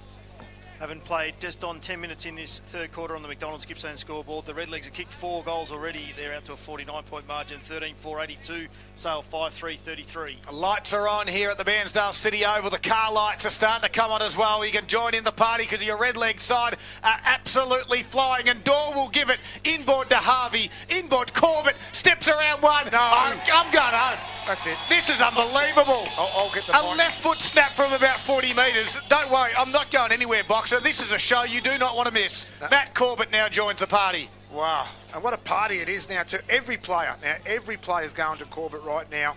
All the players down defensive 50, they're all in there as well. If you want to think about the enthusiasm levels, they are right up there right now.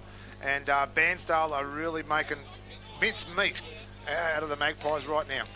McDonald's Gippsland scoreboard, 14-4-88, 55-point margin. It is over the Magpies, 5-3-33. And the scary part about it is McCary, we've known that's got the Zambrero goal of the day, but the last 2 could have gone their way as well. So they're very unlucky not to get a bit of this either.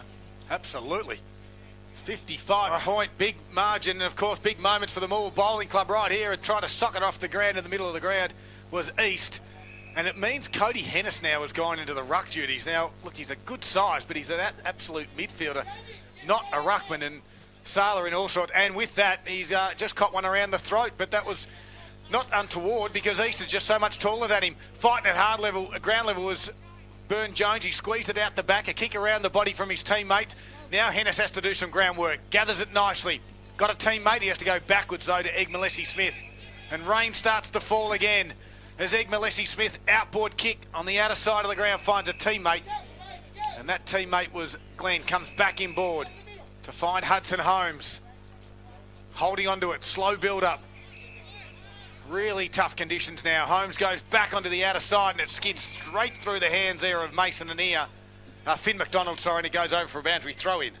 First real bit of slow play that we've seen in the quarter, and just noticing off the marks, we've only had under 10 marks in this third quarter, because it's all been from free play. Both from the Red Leagues. I'll tell you what, if the young Lockie Burn-Jones is playing on a dry weather day, he has been clean as all hell. He has indeed. 55 points the margin. Sale now surged forward, but they're outnumbered. They're being outplayed by a side that's playing with a whole lot of confidence. Ricky Tatnall, back half, goes short. Logan Austin. And look at this, they're spreading Sale wide. Here we go. And nicely done, Hugh Longbottom. He's going to go long. He's got an option long. And the kick was a beauty too. Found on the Tyron Reese, who plays on, goes inboard. He's got all the time in the world and chooses to hold up play, go towards the corridor, where Charlie Mann's the player who kicks to within 15 metres. Can they find a winner here? Why not? They've managed to do it so many times today. The scoreboard said 14 goals. Corbett from an impossible position. Guess what? Mitchell, left foot, cross a face of goals. LBJ beaten the ball by the boundary. Boundary throw in 10 metres from the home side's goals. They're playing good footy. 13 minutes gone, third quarter. Good footy in the conditions too. Yeah. They've been able to actually maintain possession without throwing it away, when we've seen Sale, who haven't adapted to it at all, are really struggling at the minute. For Gippsland Ozuzu Ute, plenty of best on ground performers this afternoon. There's a whistle from that boundary throw in. It's going to go Bairnsdale's way. The non-officiating umpire 40 metres away will pay this one to the big youngster in Jonah Walker, who has kicked his, what we think maybe his first senior goal of football too a couple of moments ago. He celebrated like it was. All his teammates got around him. He's now got a chance to kick his second. At the 13 3/4 minute mark of this third quarter for McDonald's, the new feisty McSpicy range at Macca's. Things just got feisty. And this game is certainly just that. As Jonah Walker, slide angle from 40 metres out, city end of the ground, on its way, likes it off the boot, celebrates before it goes through. They've kicked 15 goals for, if you don't mind. The conditions are tough, to say the least. It's incredible. I don't believe what I'm seeing, to be I'm honest. actually lost for words, because we didn't expect this to happen, because we thought Sale were edging their way back into the game, and all of a sudden it's all one way. And with a send-off, doesn't help either. So it really does blow the confidence levels too for the Sale side too, knowing that your best player today is off the ground. So yeah, tough ask there for Sale, but great stuff there by Bairnsdale. And 9 of the last 10 goals on the McDonald's Gippsland scoreboard have gone to the Red Legs. It's 15-4-94. It's a 61-point margin over Sale, 5-3-33. Now, you guys sent me out during half-time out on the ground. I did sort of predict that the rain has gone and there'd be no more coming in from the sea. Well, I was wrong. Happy to admit it. You just didn't want to go back out onto the ground at half-time. No, that's right. You'll be doing it after the game, Timmy. I'll give you the tip. As we've got a secondary stoppage in the middle of the ground here. It's the third quarter. And it's been all Bairnsdale. They've come out absolutely firing. 6 goals to 1 in this quarter to get the margin out to that 61 points, if you don't mind. And a free kick goes Sale's way. And it's going to go, well, not sure. Sale don't know whose free kick it is. Hennis thought it was his because he was in the ruck. Then Lang said, I'll take it. And the umpire said, no, it's over to you, Hudson Holmes. So Hudson Holmes in the middle allowed all the Bairnsdale defenders to get back in numbers. He comes to the near side. The target will be Brad Descent. Crashes the pack. Couldn't complete it. Langer squeezed the handball out. Out there was Stewart. Gives a handball back to Vickery. A forward handball to Lockie Cloak. Twisting and turning. Left foot kick. Can't quite find Lockie Burns-Jones. They'll repel this one. The Magpies through Finn McDonald. Big fist over the back in Logan Austin. He spoiled it. Then he had time to go get it himself. Gives a handball to Vickery. The 1-2. Easy as you like. And Austin comes out and looks for the target. Clark was the one, couldn't complete it. Jonah Lomu comes the other way. Nice little sidestep by the big man, if you don't mind. Gives it to Dorr. Dorr's inboard kick. Timmy liked that one. Holmes stole it. Little side, little kick. Didn't quite find Lang. Hard at it was Corbett and Cloak. The two boys with the helmets on. Fight at ground level. Caused a stoppage. Great play, Bairnsdale. What's so funny there, Tim? Jonah Lomu comes running through. Even if Jonah Lomu was out there, there might be a few blokes that'd be flattened down. You're going the wrong way, mate. Wrong game. But That's anyway, what they call him. They call him Jonah Lomu, yes. He might turn into the size of him. He was a couple more years. He was training with my interleague side and then I had to cut him. Whoa. Well, that's because he played a Gippsland Power game, become ineligible. But no, I didn't cut him. He was a lock for my side. Don't worry. Yeah, Eastie gets a big thump forward 20 metres and a free kick goes Bairnsdale's way. Everyone going Bairnsdale's way. And I'm talking about players from both sides because the defence is starting to run from the back half and they've got plenty of room too, and off they go. Austin gives it and off they go through Stewart, outer side of the ground, dances around and a Sale opponent, gives back to Austin, usually uses the ball well. Who does he find in the forward 50? Front of the pack, falls nicely done, kick around the body from Cooper Harvey, smothered off the boot. 20 metres from Bairnsdale's goals. Can you believe this? 61-point leaders, the home side. And desperate to climb themselves into contention for finals. They've made a big statement today without saying a word. Their action has spoken volumes as Bairnsdale relieve the pressure through Lang. Yeah, gives it back to Hennis. Right foot kicked into the middle of the ground. No one there. Logan Austin's been good. Just mops this one across half-back. In the middle of the ground. And a squaring kick to East. He's got 2 out here. They can raffle it. Hamilton says, I'll take the first one. I'll fumble it. I'll pick it up. I'm going to give it to you, Tatnell, in the end.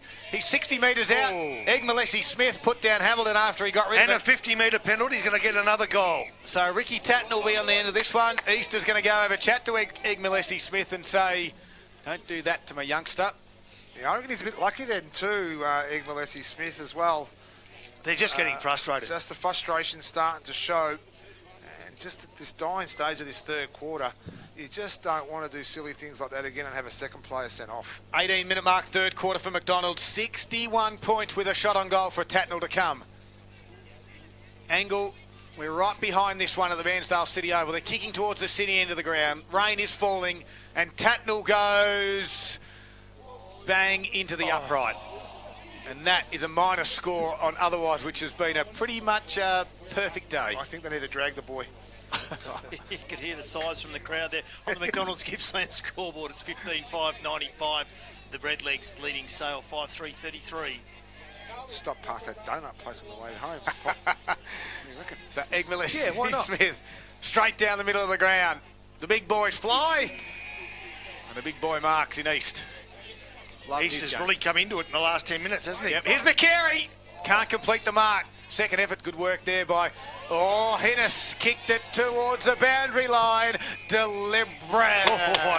Love that umpire too. Just see the action. Yeah, I reckon he got a strike with that movement. Tatnell goes towards Tyron Reese. He'll play on, surely. Yep, you'll think he will. He's about to go. He gets called to play on now. And he delivers. Does it get over the top of Hennis? Not quite. 1, 2, 3, 4, 5 grabs. Pay that one. There's been a revelation. We know East always gave the chop out to Ruckman over the years, but since he's found his spot in the ruck, away from the forward line, he's been tremendous. Absolutely. He's going okay at the moment because Jack Leslie has been sent off, if you're just joining us. And frustration's got the better of him. He's still on the bench at the moment. He's still had that yellow card, 62 points his side trails by, so they need him back out there. Vickery gets a handball back to Tatnell, and Tatnell might have just put that on the big free slide, and he has. Yep, out of bounds on the full. That ball will come back waterlogged. No, there it is, all good. Rob Popplestone on TRFM, you're listening to Gippsland Live. Well, thanks to Harvey Norman Electrical Gippsland. So Cody Hennis from deep half-back line, the 50-metre arc just behind him on the grandstand side of Bairnsdale City Oval, goes along the line, back of the pack, well read really, nice work by Daniel Byron. He plays on quickly, looking for Lang, good thump, finds the boundary. Nothing going right for the Magpies at the moment as they now exchange a couple off the interchange bench. I dare say it's the afternoon done for Link McKenna. We haven't seen him. No need to risk any of your stars right now. 15-5 to 5-3, 20 goals, 9 in total in really trying conditions, LBG. And Des fight for that one. Des wins out. The handball wasn't as good as it could have been from Descent. And now Sale. Can they find a winner at roundabout here? They can't. Falls to ground. Gee, Bairnsdale have got some intent in the way they're hitting the ball at the moment, as has Des from Sale. Throws the hands back to say I haven't got the ball. The umpire agrees, and he'll take the ball. Might be a chance to put Egg Malessi Smith into the ball now, just to give him a little bit of grunt through the middle. Just to see if they can finish with a little bit of confidence. Yeah, all too little, all too late for this side. Disappointed. I said pre-game, I'm not sure whether it's me, but I haven't seen a good Sale performance this year, but they've obviously had them because when they beat Morwell, Scud, you were very impressed. Yeah, absolutely. Last week they come in and look, Hennis and maybe Brad Dessert maybe just caught Morwell off guard, but all credit, they played a great game at home last week to get that job and get himself back into the top 5. So today they certainly haven't come to play, and this could be a bit of a concern as Ethan East just hobbled off with a bit of an ankle injury.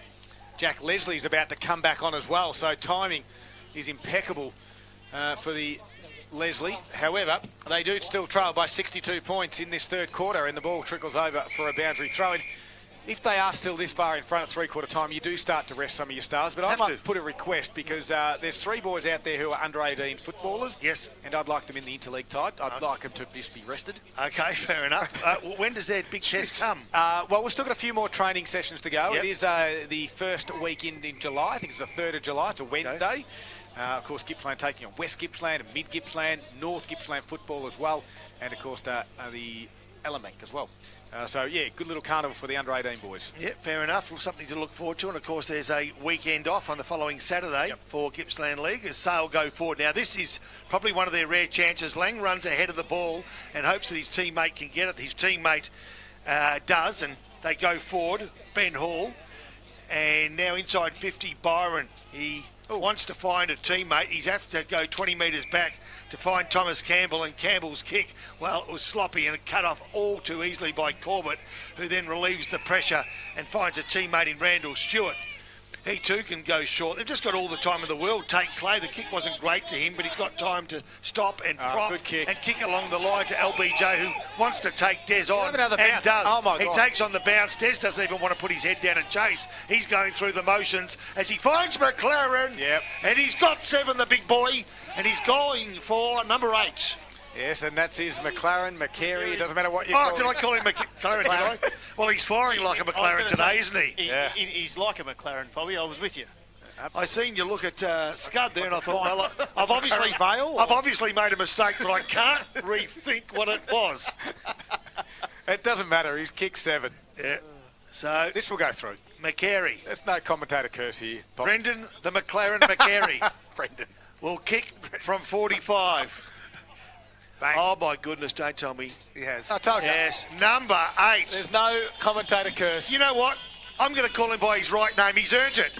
Braden McCary has kicked 8 goals. What a fantastic finish off there again too. And in trying conditions too, the ball's wet and it's pretty slippery as well. But when your confidence levels are that high as a forward, the sticks don't look any bigger than what they are right now, because the ball just keeps travelling through. On the McDonald Gippsland scoreboard at 16-5-101, the Bairnsdale Redlegs, they lead Sale 5-3-33. We've just ticked over 24.5 minutes here in the third quarter. Let's go to the AFL score here. 4 minutes to play down in Tassie. It's the Hawks 11-12-78 to the Giants 11-7-73. So a 5-point game. 7 goals to 1 in this quarter for Bairnsdale, as we just ticked over 24 and a 3/4 minutes. As a quick kick out of the middle of the ground, they go again to the Redlegs. Half forward, foot races on. Hamilton might be the first one to get there. McGuinness will close. Hamilton gets a handball away to Dorr, does he? Do they keep it in the field of play? No. It's over for a boundary throw-in. And it's on the far side of the ground. Rain still falling here in East Gippsland. And as one of our fellow commentators back in the day would say, Wonga White, the microclimate today might have just cracked with a little bit of precipitation hitting East Gippsland. Hopefully you're enjoying your long weekend if you are up this way. Of course, the King's Birthday long weekend, a great spot to come if you're looking for a place to go in East Gippsland. Meetung and Paynesville, Lakes Entrance, of course, right here in Bairnsdale as well. A beautiful spot to come. Here at the City Oval, it is all the Redlegs, the home side, 16-5-101. 5-3-33 on Gippsland Live. And Bairnsdale continue to attack. They've applied the pressure. Here he goes. McCary round the body. Oh, yeah. No. Just missed. Drag him. Good comment through our effects mic as well. On the McDonald's Gippsland scoreboard, as McCary has been, the runner hasn't gone out to him just yet. 16-6-102, 69-point margin over Sale 5-3-33. Kick in out of fullback from Hutchins. Long way away. Finds a teammate in McGuinness. On the outer side. In the cars on the outer side, would love for you to turn your headlights on so we can see what's happening on the far side of the ground. Kick goes towards the wing area. Thank you, guys. Yes, they fight for it on the outer side. Thanks out to our friend in the four-wheel drive. Soccer off the ground there by Campbell. Got it going. Drop chest mark inside forward 50 for the Magpies. They fight and fight. There'll be a free kick to Freeman. He was just held by Tatnall. He's a long way out. And Freeman will look up. And he'll kick towards the far pocket. Leslie's the target. Can't complete the mark. Socket off the ground there by the youngster in Lockie Cloak. He's one I want rested in this last quarter. Taints was there to pick it up. Gives a handball back. Little chip kick over the top from Holmes will find Freeman. And that little chip kick came from McDonald, I should say. They've been kicking goals in this red time. You've mentioned it earlier. They've done it in, I think, now all 3 quarters if Freeman can convert. Second quarter, how'd they go? Yeah, not quite. They got one in the early 1 minute 30, and that was it. That was it. But you're right, they did kick 3 goals in red time in that first quarter. So can they get one here? Through Jared Freeman, trailing by 69 points. 40 metres out, on its way. It's pushed across the face of goal, and it's through for a minor score. And at the new Feisty McSpicy range at Macca's, things got a little bit feisty. Tim Sexton. 68-point margin on the McDonald Gippsland scoreboard, 102-34. All right, Logan Austin to bring the ball back into play. Be pretty happy with the performance of his teammates at this stage, but they want to see more because their bigger games are still ahead of them, but he can't do much more than what they've been doing at the moment as LBJ. That's Lockie Burn-Jones, kicks towards the half-forward flank. Des gets rid of his opponent, keeps the ball in play ever so beautifully, and then steadies. And can he find Holmes with a kick? He can't. In fact, it spills through 3 players, taken nicely. It was too by Matty Corbett. And a good contest all about. Matty Corbett had eyes just for the ball. I don't reckon it should have been holding the ball, but nevertheless, Mitch Dowse gets the free kick. Mitch Dowse for the commitment as well on Corbett.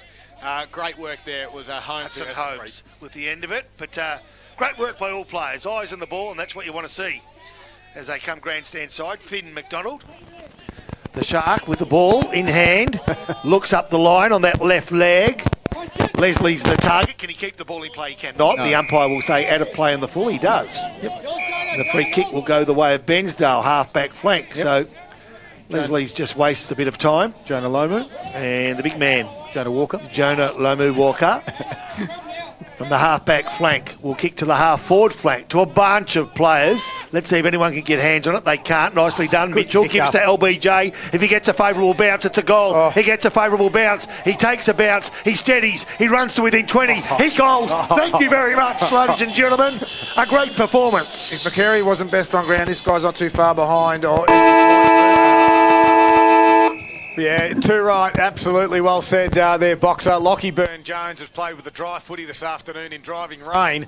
Can you believe it? And that's his first goal, but an absolute cracker at that as well. 3-quarter time. Wowee. 8 goals to 1 in the quarter. 17 goals 6. 108. That's correct. 17-6. 108. Leading by 74 points over the Magpies. 5-4. 34. It's 3-quarter time here on Gippsland Live. And it's all thanks to Harvey Norman, Electrical Gippsland.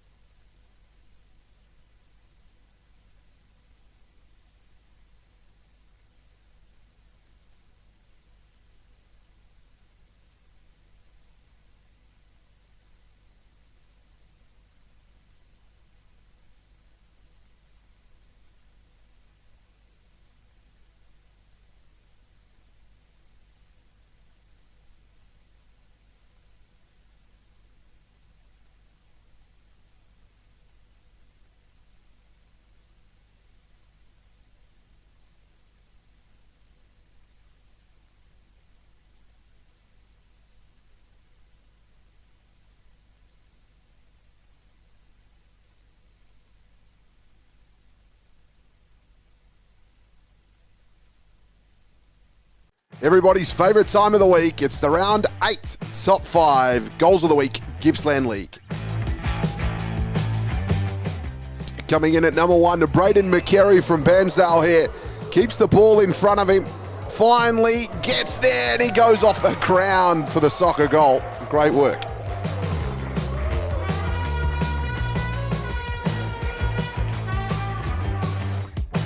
Number 2, Thomas Campbell from Sale here. Goes hard to the footy. His teammate applies the big shepherd. He picks it up, turns and goes at goal. Kicking a brilliant goal.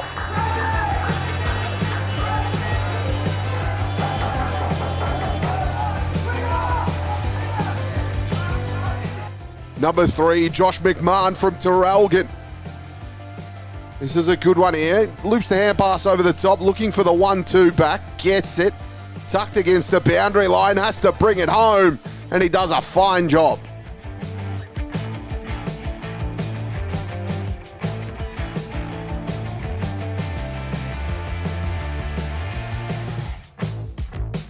Number 4, it's Dylan Laprise here from Terrelgan. Ball comes in, bit of a wrestle here in the goal square. Falls in his lap, and he has to go from the ground. And he got it going through the middle.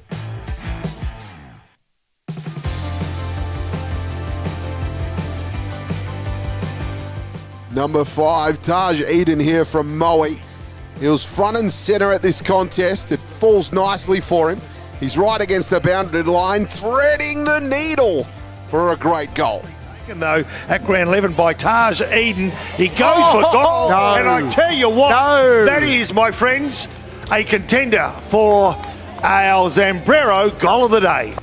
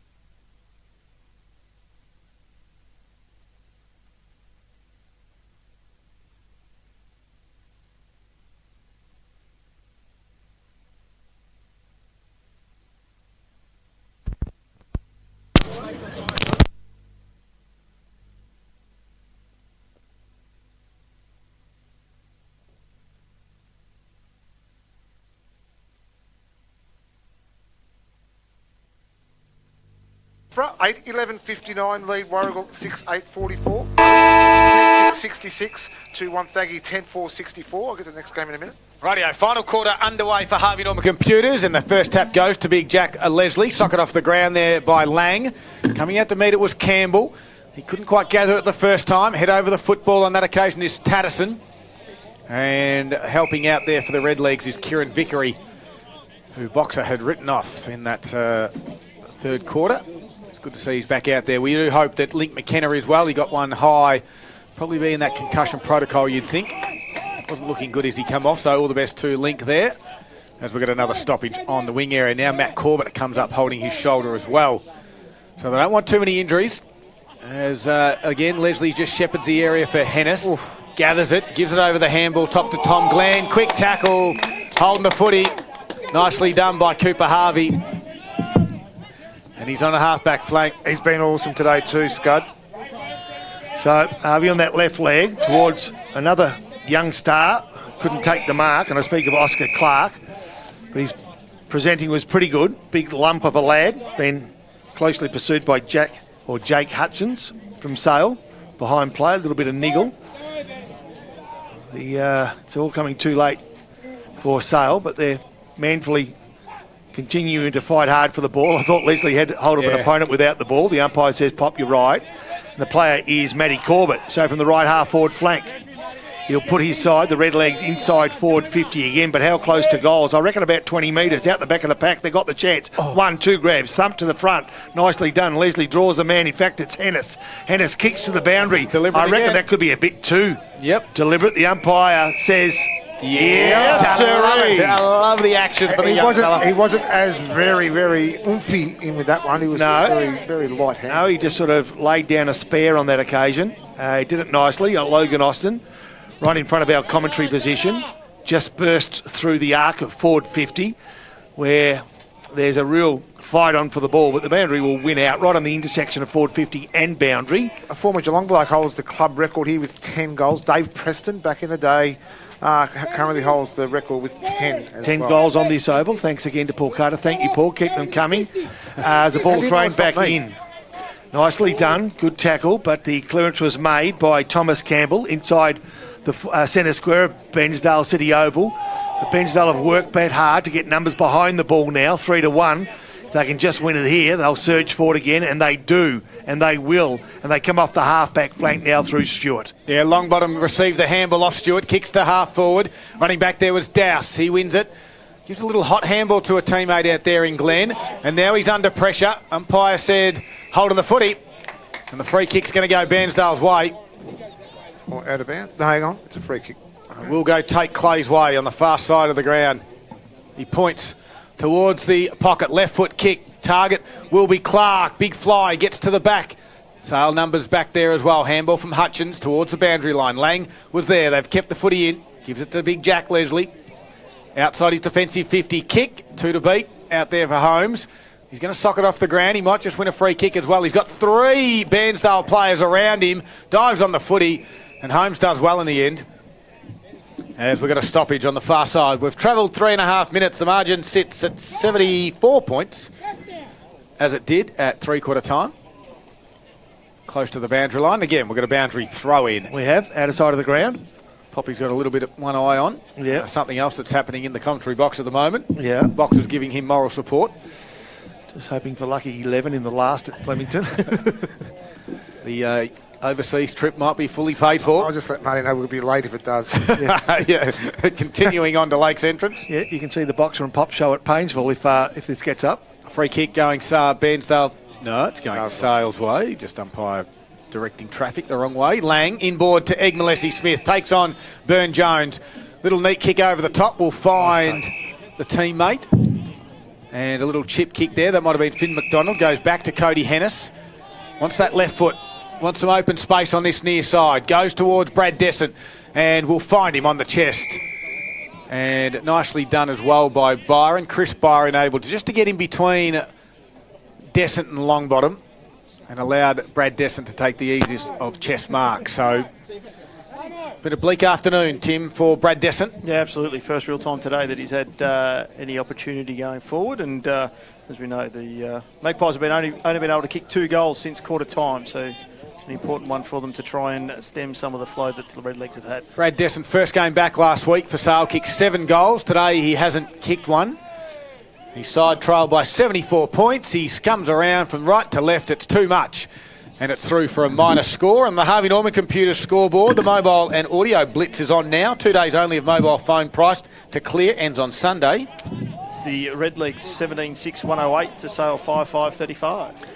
So Bairnsdale to bring the ball back into play. The coach, Logan Austin, comes commentary position side. They're kicking to the right of radio to finish off this game. LBJ. Lucky Burn Jones with the ball. The boundary wins out again. It's the other game I missed here in the Gippsland League. Sorry, Pop. Leongatha 16-11-107, drawing 4-9-33. Just how we thought that was going to go. Sure, keep us up to date with those scores too. Obviously a close one, Moe won Thaggy, and also that Maffra-Warrigal game. So as it happens, mate, feel free to jump in. Yep. Fish Creek 11-9-75 to MDU 7-4-46. The ball at the half-forward flank for Sale. Paul Carter seems to think that Bairnsdale could win by 131 points because that's the biggest winning margin they've had against Sale in 1994. So they're not too 73 points, 6-minute mark of the final quarter. Paul Carter said that. Look, Paul Carter needs to go have some dinner, I think. No, he just have a bit of a rest. He just gave some facts. So now you're releasing the source that those stats are coming from Paul Carter, Boxhead? just that one. All right, the ball with Bairnsdale. They go through Vickery inside forward, 50. I reckon he's going to get on the end of it. A kick around the body from our man is offline again. That's it. He's off. So McGarry had a couple of good chances, but unfortunately he's fallen short. So minor score. On the Harvey Norman Computers Gippsland scoreboard, 17-7-109 to 5-5-35. The Redlegs in front by 74 points. So Egmalesi Smith looks up, looks to bring it back in. He wants to come to the near side. Leslie will be the target, you think, although no, he decides to go straight down the middle. Brad Dessert presented. Spoil from long bottom. Lang might run onto this one. He does. Arches the back. He's got one over the top. Nice kick to Freeman. Open forward line. Touches it down on the ground. Great closing speed by Byron Vickery. No umpire. They've called down field. The closing speed was good. I reckon it was a bang-bang, wasn't it? He kicked the footy and it was a sort of instantaneously. It was at the same time as the kick, you would have thought. Timmy, did you see it? I would have played it. Got an opinion? Yeah, I would have played it downfield. Razor Ray says it was a little bit late. Surprised you can see over that. Tom Campbell. He had trouble getting out of the pool too, did Timmy? Like, help me. Howie was third down and last out. I got in front of him. Yeah, he'd need me in the back of the head too. I told him. Late and slightly high. We owe him 20. Tom Campbell from the boundary line. Kick around the body. Hits the upright. And the margin gets reduced now to 73 points on the Harvey Norman computer scoreboard.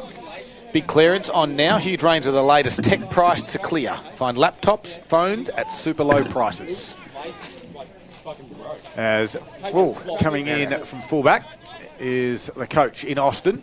Comes to the near side. The big ruckman will be the targets. Front spot there was East. Spoilt by Leslie. Holmes gives it to Hennis, who gives it further afield to Freeman. Kick around the body in hope. Big tackle for him. Stewart with a big fly to spoil. Austin keeps it in by boot. Around the body, Dawes going to have to put his body on the line and does. Can't complete the mark. Nicely done by Clay. Squeezed a handball to East. Barrels it to half forward. It's a 2-on-1. Reese tried to take a hanger. Couldn't quite do so. Laying at ground level. Tried to shuffle it forward. It's going to ricochet.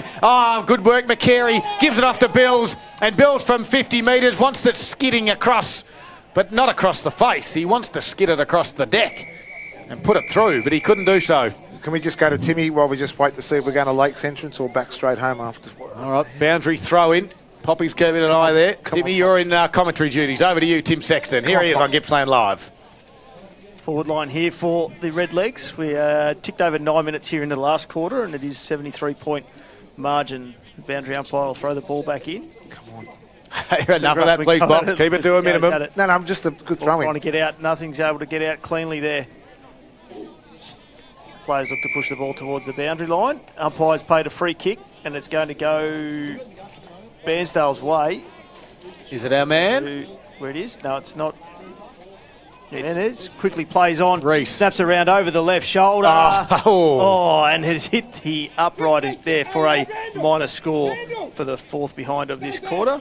And on the Harvey Norman Computers Gippsland scoreboard, it's 17-8-110. 74-point margin as it was at three-quarter time to Sale 5-6-36. Good work, Timmy. That race didn't go the way planned because they're not happy. So we're not going to Lakes entrance? Not going to Lakes. Who invited you? Might not be a point.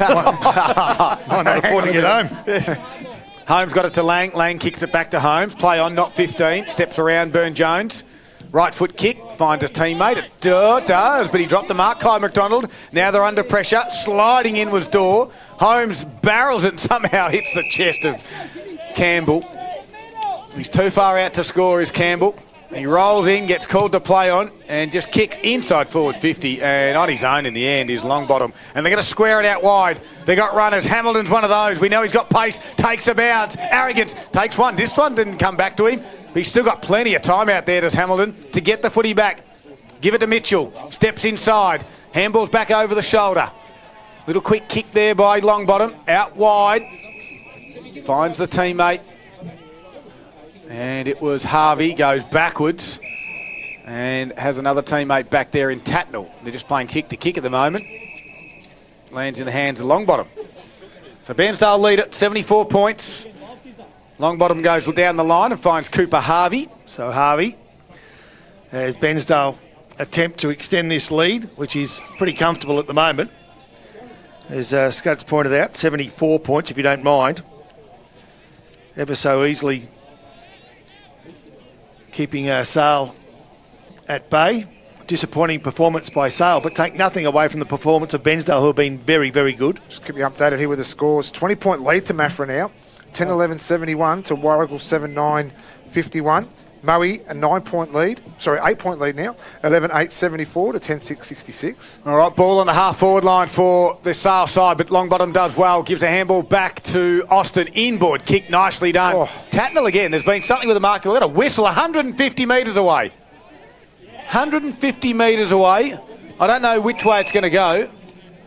So Jimmy, the umpire's what's calling for the ball in the middle of the ground. So Bairnsdale have the kick at centre-half back. The free kick will be paid inside Bairnsdale's forward. No, why are we doing this, Tim? The free kick's coming back to where the ball and was. 50, and a 50. No, it's coming down to, Okay. it's been called to come down. All right. Just trying to work out what or who it was for. So he's given a 50. He's obviously paid the mark and a 50 for the indiscretion behind the play. The whistle was Inside downfield. 50, yeah. The whistle was from the downfield umpire. So Okay. something off the ball. Tatnell goes to McCary. Can't complete the mark. Puts on a strong tackle. Umpire said play on. Ball in dispute. Tate was able to gather it and just kick it outside 50 and hope more than anything. Head over the footy out there was Walker. And he lets his teammate in Hamilton go and find it at ground level. Umpire said, let's ball it up on the outer side. It's not going anywhere. We are on McCary watch. If you just joined us, he's kicked 8 goals this afternoon. We want him to get 10. 13 minutes gone in the final quarter. They lead by 74. We'll be catching up with our player of the day, all thanks to Gippsland Isuzu Ute. Out on the ground this afternoon, a shortened post-match wrap-up because of our big freeze event that we had earlier today. And we might even send Timmy out. 0 goals kicked so far this quarter, Scott. So don't think it will go too long. 13 and a half minutes gone to of this final quarter, so possibly 12, 13 minutes left. So plenty of time for a few goals to be scored. We just hope a couple of them are off the boot of McCary. Holding the ball, free kick goes Sale's way. Pop. So McCary's got 3 in the first, 3 in the second, 2 in the third, and we're waiting for him to pop his head up in this last. Had one chance. Sale, though, with the ball, outer side of the ground. Half-forward flank now. Nice mark taken. Tell you what, the lights are on, but we might need even more so as Tainch goes. Now he's paid the He gets mark. a free kick or mark, was it? It's going to be Big Leslie, is it? So Leslie, outside 50, goes inside, nice leg. And Hudson Holmes, who's sort of just danced forward unattended, no partner, will kick for goal. 30 metres out in a 45-degree angle, the wrong side for a right footer, as Sale start multiple interchanges.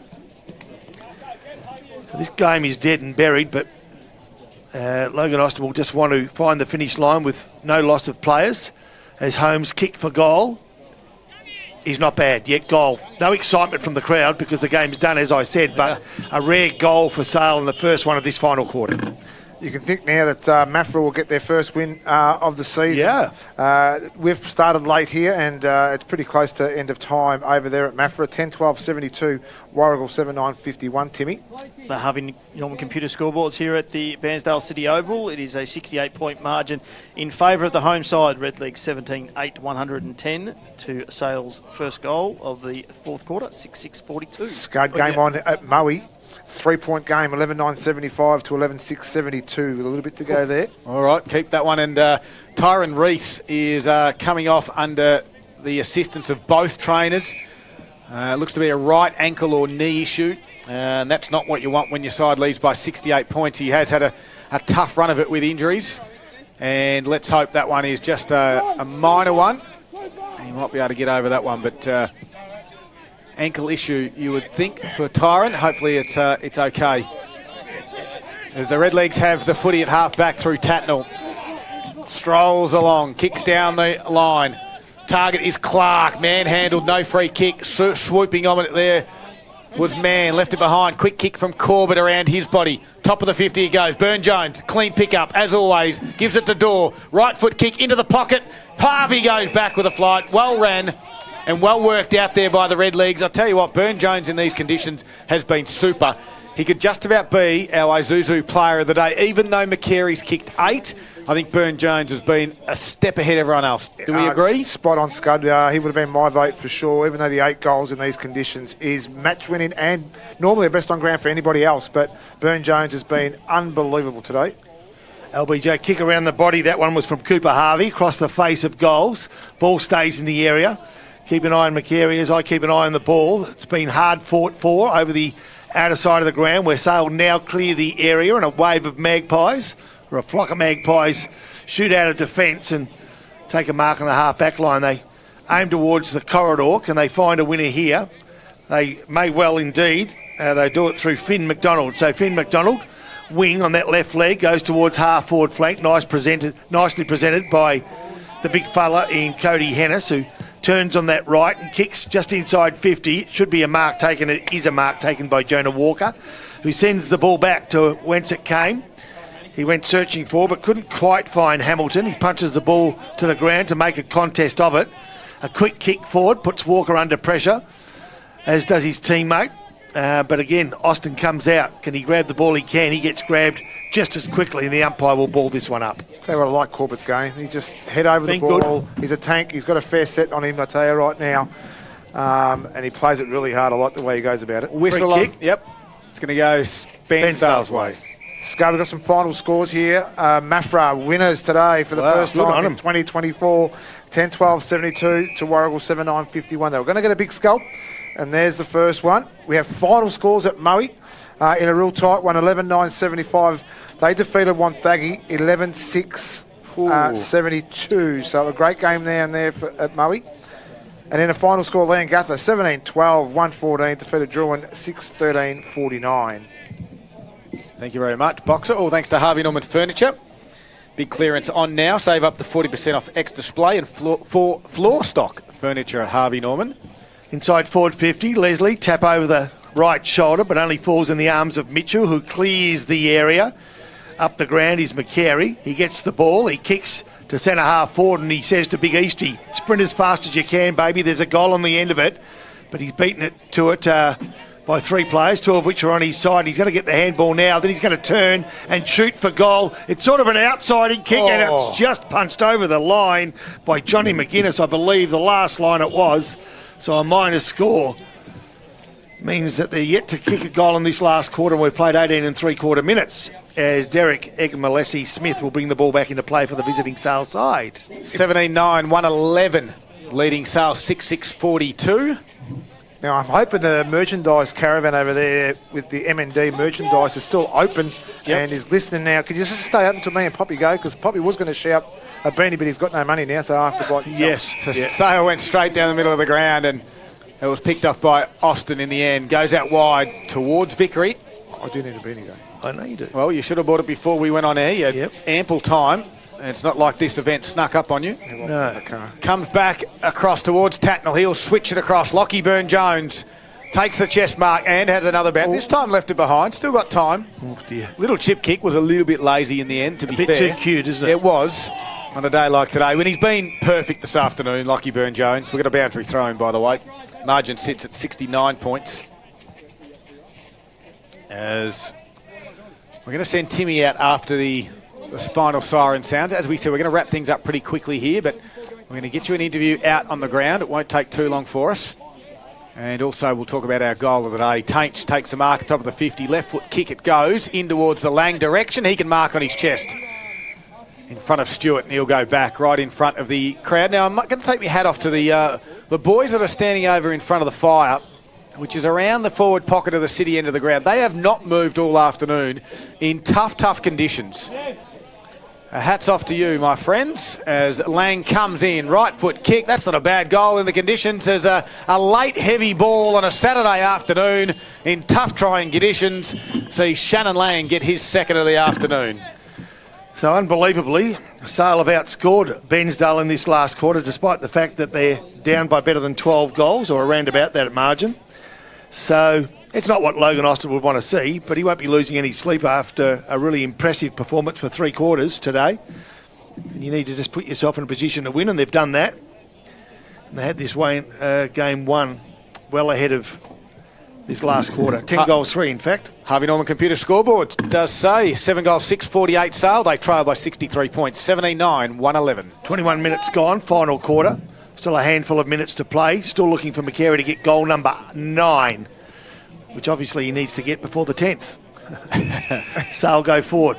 Good mark it was.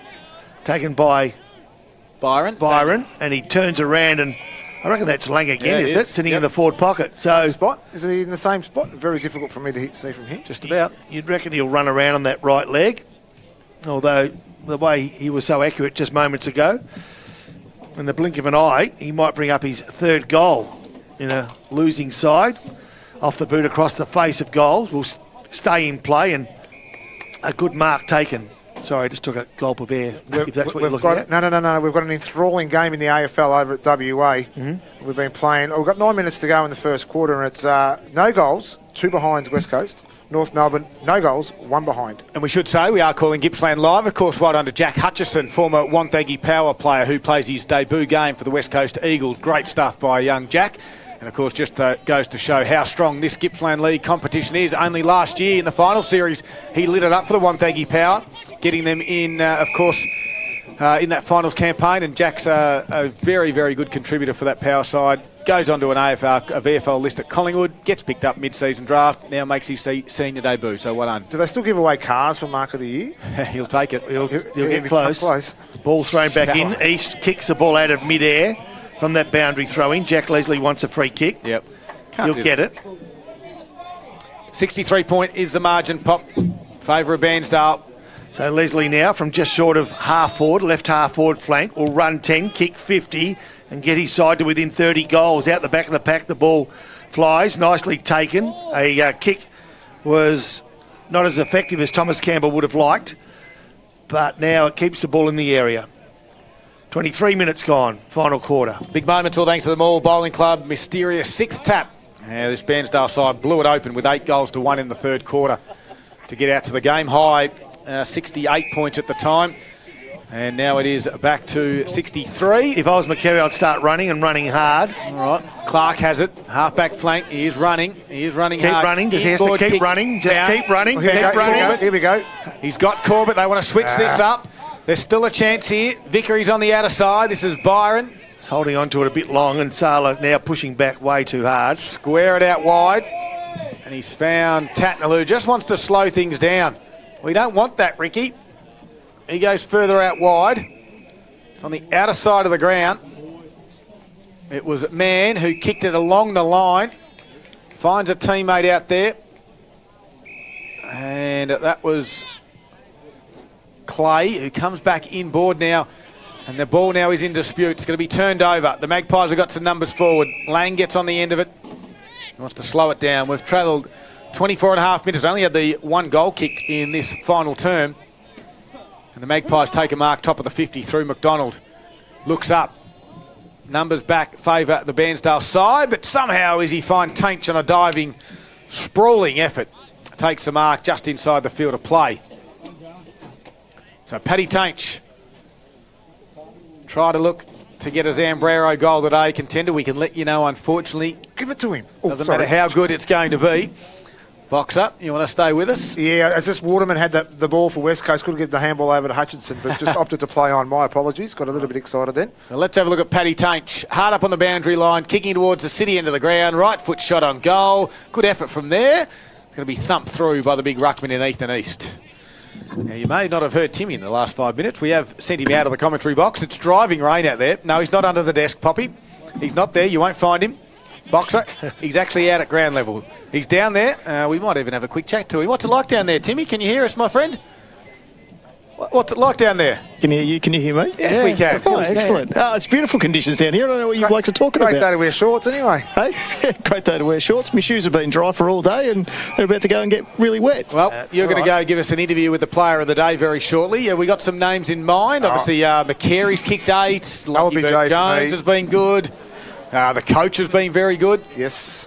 Been fairly solid across the whole ground. Have the red legs. There hasn't been anyone that hasn't contributed today, so it's going to be a tough one. But I've got one in mind that I'm going to go to. All right, we'll get down to you in a moment. We'll just take your headset off for a moment. We'll get down to you when the final siren sounds as they go forward again.